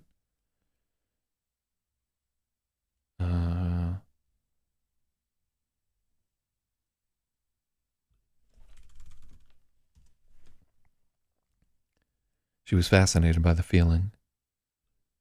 It was the first she'd ever touched. There was an arresting smell in the air that reminded her of spring. I made him come. The thought hummed with pride. We don't even need to touch each other.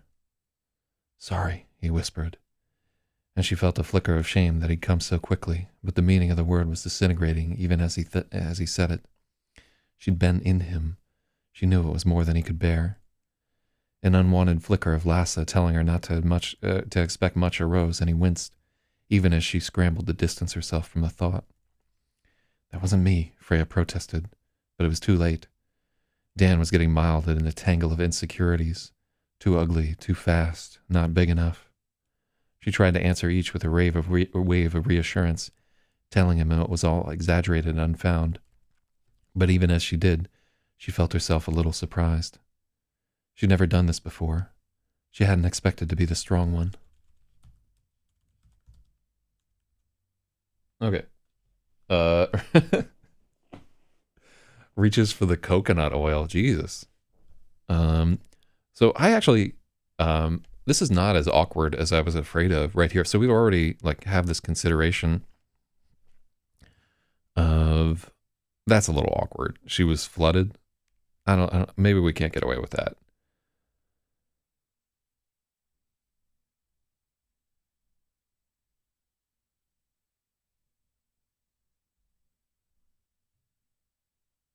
So one question is like whether you have to spell cum C-U-M.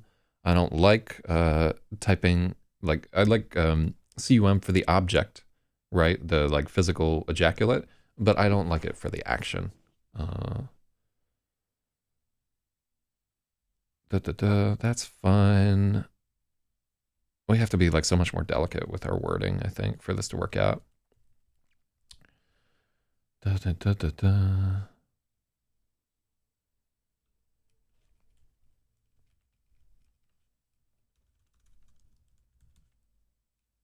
He was trying to back off, but he was trapped in her response.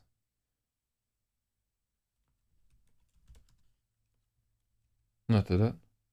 Yeah, cum is indeed classier.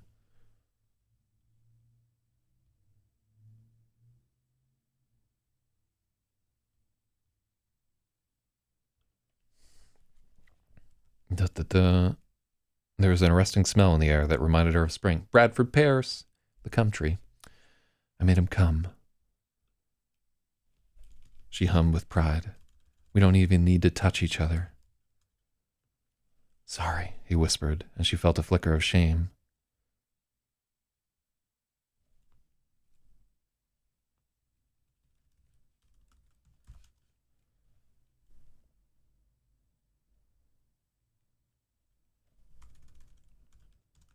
The meaning of the word, ba-ba-ba. That wasn't me, Freya protested, but it was too late. Dan was getting mired in insecurity.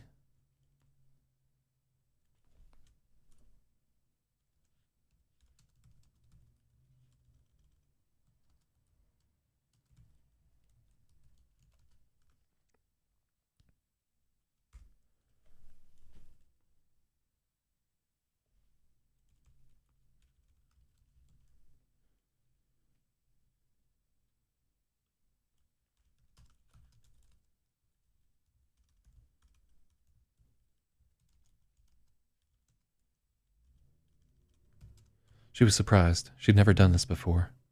She hadn't expected to be the strong one. Dan couldn't understand why she didn't feel guilt over what they'd done. There was something about sex that was inextricably wound up in remorse for him, and she didn't share the feeling at all. She wondered where that guilt came from. Was he religious? They'd never talked about it. She probed at him, and she felt him begin to retract immediately. He didn't want to go that way. Freya held up her palms, trying to halt, but he was already tumbling down the path. In his memory, she could feel heat, warm and pulsing in his hand, while another encircled him tightly. She was suddenly very interested. Was this what he had been so desperate to hide? Dan recoiled, caught in a whirl of self-disgust.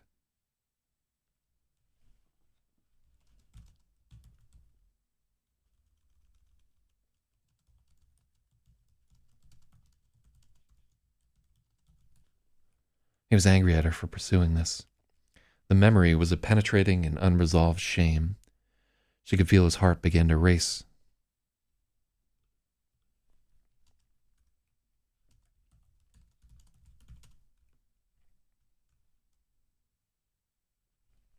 Okay, I just want to say fuck you to Trolley Bear Music. One, DistroKid is trash. And two, nobody cares about your spammed garbage. And in fact, I will shortly report you for spamming your shit. Maybe I shouldn't get so like bent out of shape over it, but I'm not fucking spamming my shit to people I don't know. This is ridiculous. Ugh. Like here's a fucking clue. Like some degree of self-promotion to your friends and so forth is necessary. But if you're at the point where you have to like reach out to fucking strangers, be like, please pay attention to me, probably you should just be working on the quality of your product so that people will fucking show up on their own and try to get to it. I mean, that's what I'm doing right here. Like I've been doing this for 50 fucking days straight, trying to improve the quality of this product so that I don't have to fucking spam randos with it. So it'll be so good that people will talk about it and be like, damn, I got to get at that. Yeah, so fuck you for spamming and like get your shit together. It's ridiculous. I'm out there. Yeah, you're on a fucking platform where you could be streaming yourself right now, like working on your music and trying to get better. But you're not. You're just fucking like, I'll just spam this shit around and so forth. Maybe somebody will listen to my SoundCloud raps or whatever the fuck it is. I'm not going to click on it. Nobody's going to click on it. You know? That's just how it is. C'est la vie. Dan recoiled, caught in a whirl of self-disgust. He was angry at her.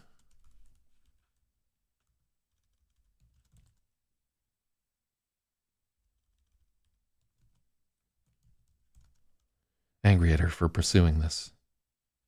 I like that.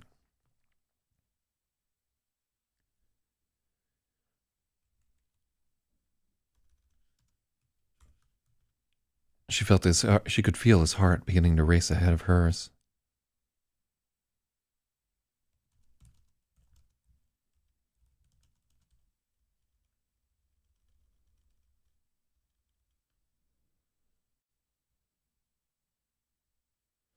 His thoughts were sharpening, clawing forward at a manic pace. She knew. She would denounce him, cast him out. Everyone would find out. Let me see.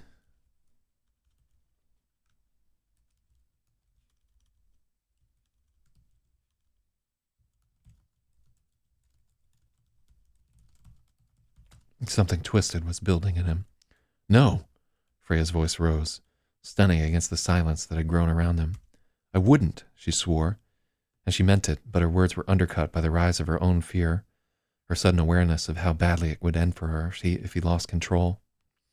It was just like the night where he'd had the panic attack.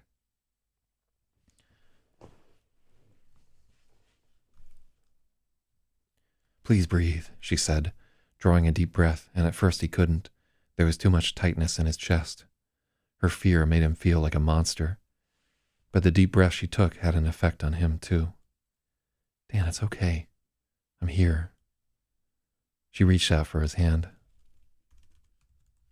Freya reached out for his hand. Come back, she pleaded. He was only inches away from her, but in his head he was so far away.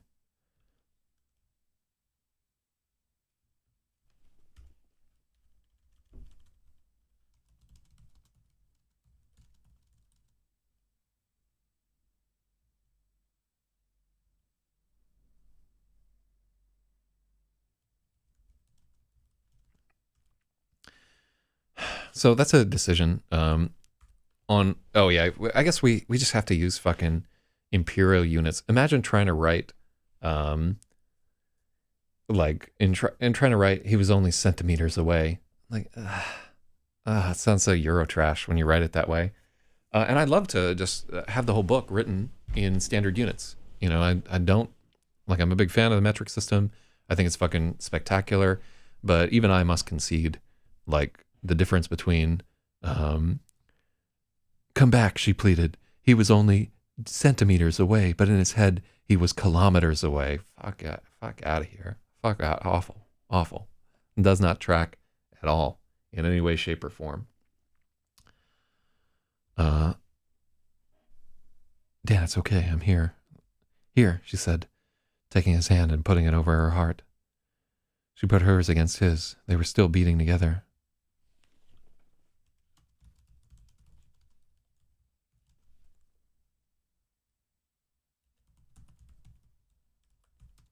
I felt them slowly synchronize.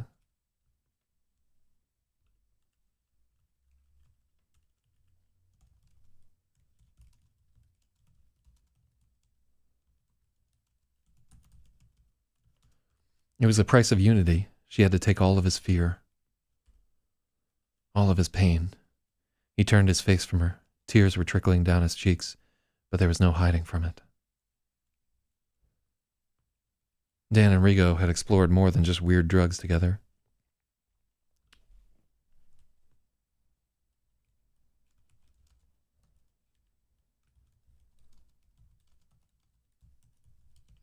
Now Freya knew a secret. Dan and Rigo had explored more than just weird drugs. One night they got high and jacked each other off. In the memory, let me see.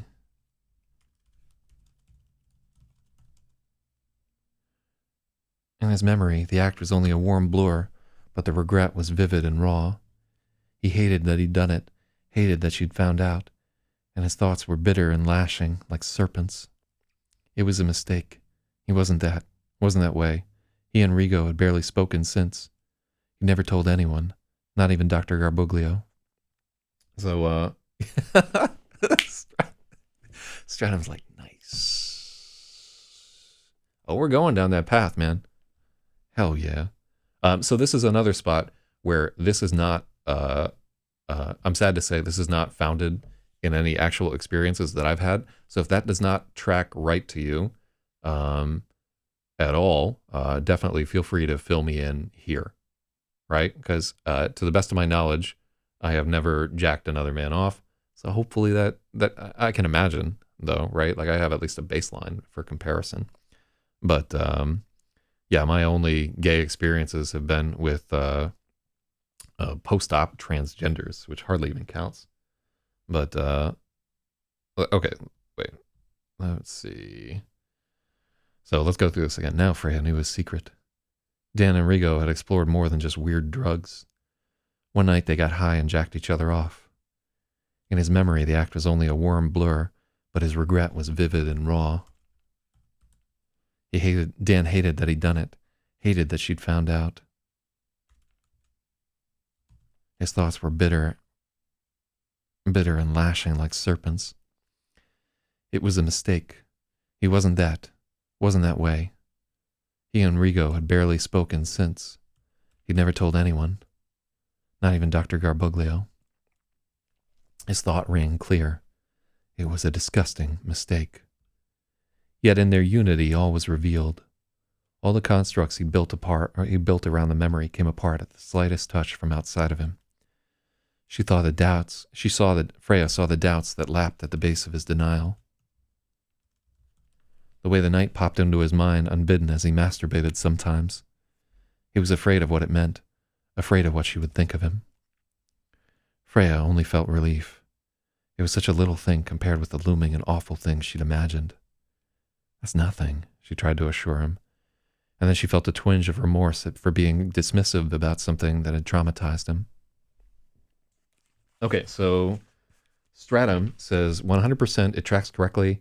I had a straight friend who ended up in an exact situation with a boyfriend of mine, and went it down exactly like that. They had smoked some opium, straight mega regretted it, and they never really spoke much afterward. Hell yeah. Hell yeah. That's always like a point of pride to me where I will struggle to get something outside of my own experience. I'll be like, well, what would this be like? Right? Like, how would I react in this hypothetical scenario? And like sometimes we'll like do an okay job. Like when I wrote The Master Arcanist, I had never been blind before, but then when I became blind, I was like, this is pretty close to like the experience of actually being blind. So it's like really, really, and keep in mind, like, there's confirmation bias. I'm only going to remember the times where I was right, not the times where I got it completely fucking wrong. And I know that there have been many of those where an editor has been like, Zach, if you had a fucking vagina, you would never write this ever. That's not how these things work. That's absolutely right. But yeah, like I'd like to be able to fucking nail it sometimes. So it's a big part of what's amazing about this whole deal.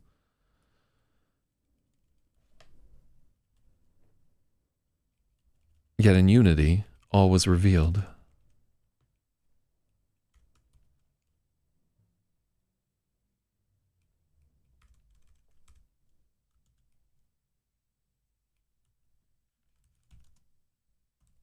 The constructs Dan had built around the memory came apart at the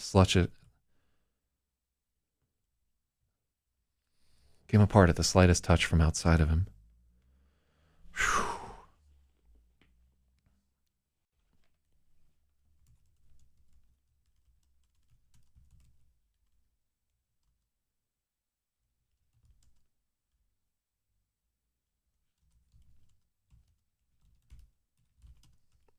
The constructs Dan had built around the memory came apart at the slightest scrutiny from an outsider.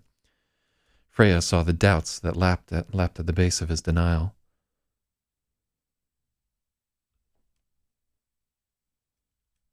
Freya saw the doubts that lapped at his denial.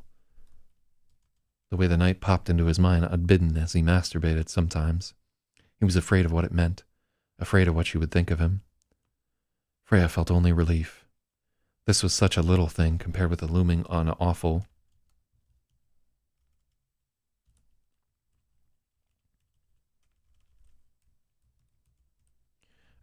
scenario she'd imagined. That's nothing, she tried to assure him, and then she felt a twinge of remorse for being dismissive about something that had traumatized him. I don't think it's disgusting at all, Freya thought, and Dan was bewildered. I think it's hot, Freya whispered in his ear, and the words pierced him. He'd been so afraid of this moment, so sure he would lose everything. He hadn't even dared hope for acceptance. What if I'm... He couldn't complete the thought. It was a question he couldn't even ask himself yet. I want all of you. Everything about you, she promised. She could feel a door opening inside of him, shining through.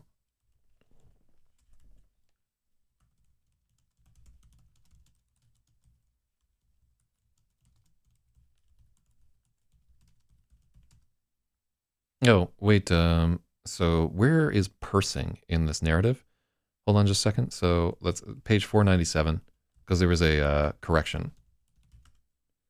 Yep. Oh, really good. Shoutouts to, let's see, Treb N right there for that excellent correction. So Treb N says that jacked each other off sounds vulgar. It should, right? It absolutely should. That's exactly the language that I want to use right there. But yeah, like very aware that this is like a vulgar thing to have right there. But we're not like trying to talk about like they wonderfully masturbated each other, gazing longingly into their eyes. No, it's like that's not what went down. This is two guys got whacked on fucking pills and then jacked each other off. So I like that there. Some people may disagree, but I'm keeping that.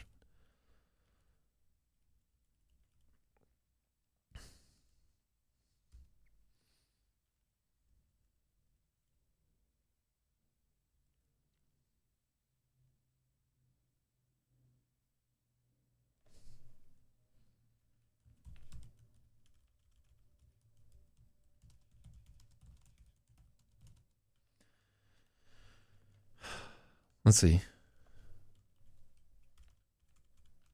Unity slowly wound down and they hugged each other, trying to draw out the feeling of oneness for as long as they could. When they broke the embrace, they drifted onto the couch and sat there for a while, reeling. It had all been so intense.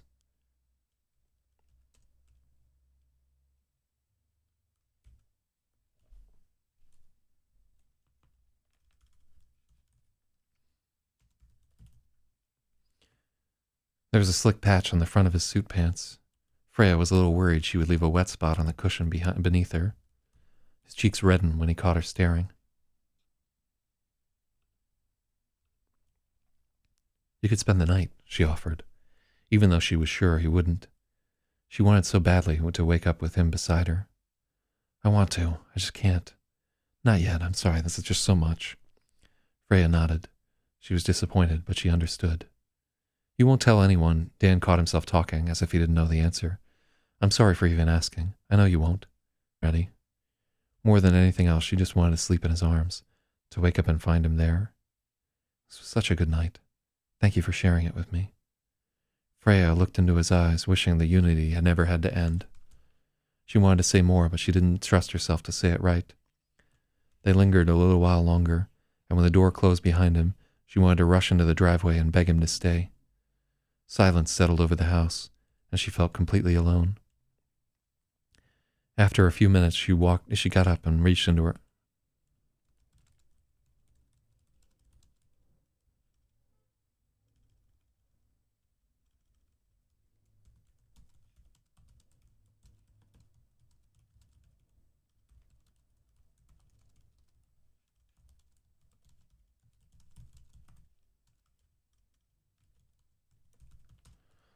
After a few minutes, she got up and picked up her coat off the floor, searching in her pocket for the star ball. She needed something to hold on to.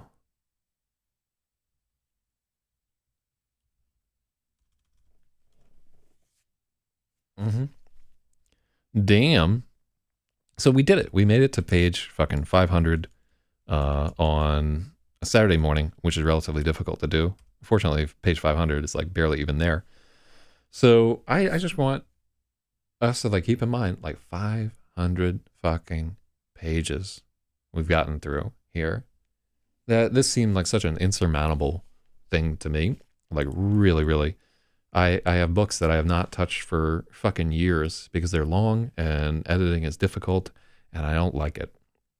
But now I do like this. I've liked every part of it. Even like I have to tell you, it is pretty awkward to fucking read off a sex scene in front of a bunch of strangers and like people from my work and like friends of mine tune into this shit sometimes on Facebook. And I just gotta power through it, right? I've committed myself to this. It's fucking weird. It's awkward to be up here and everything.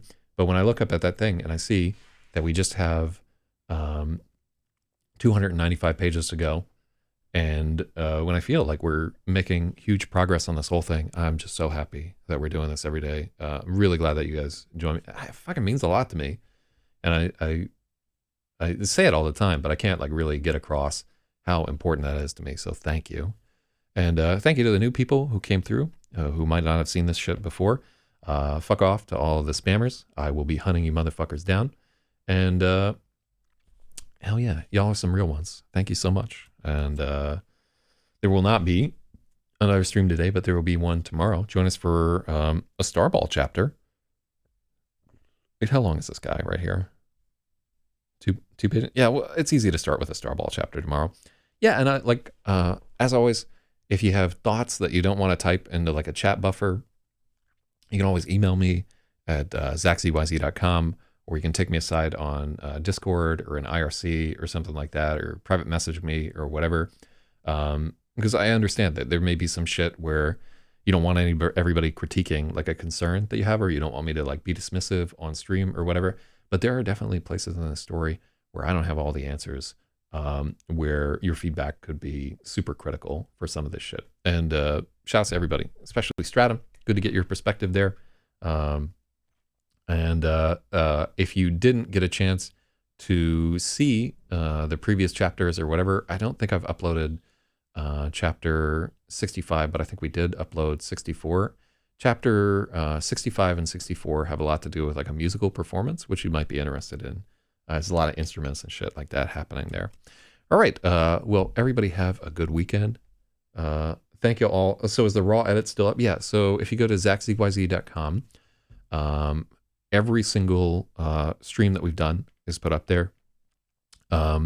We show, I put a link to a differential edit, which is a comparison of the raw edit and the finished edit. So you can see the changes that happen each day and see whether there's progress or not. And generally, I think the edits are about like 25 to, in some cases, they're like 50% better than what we originally had there.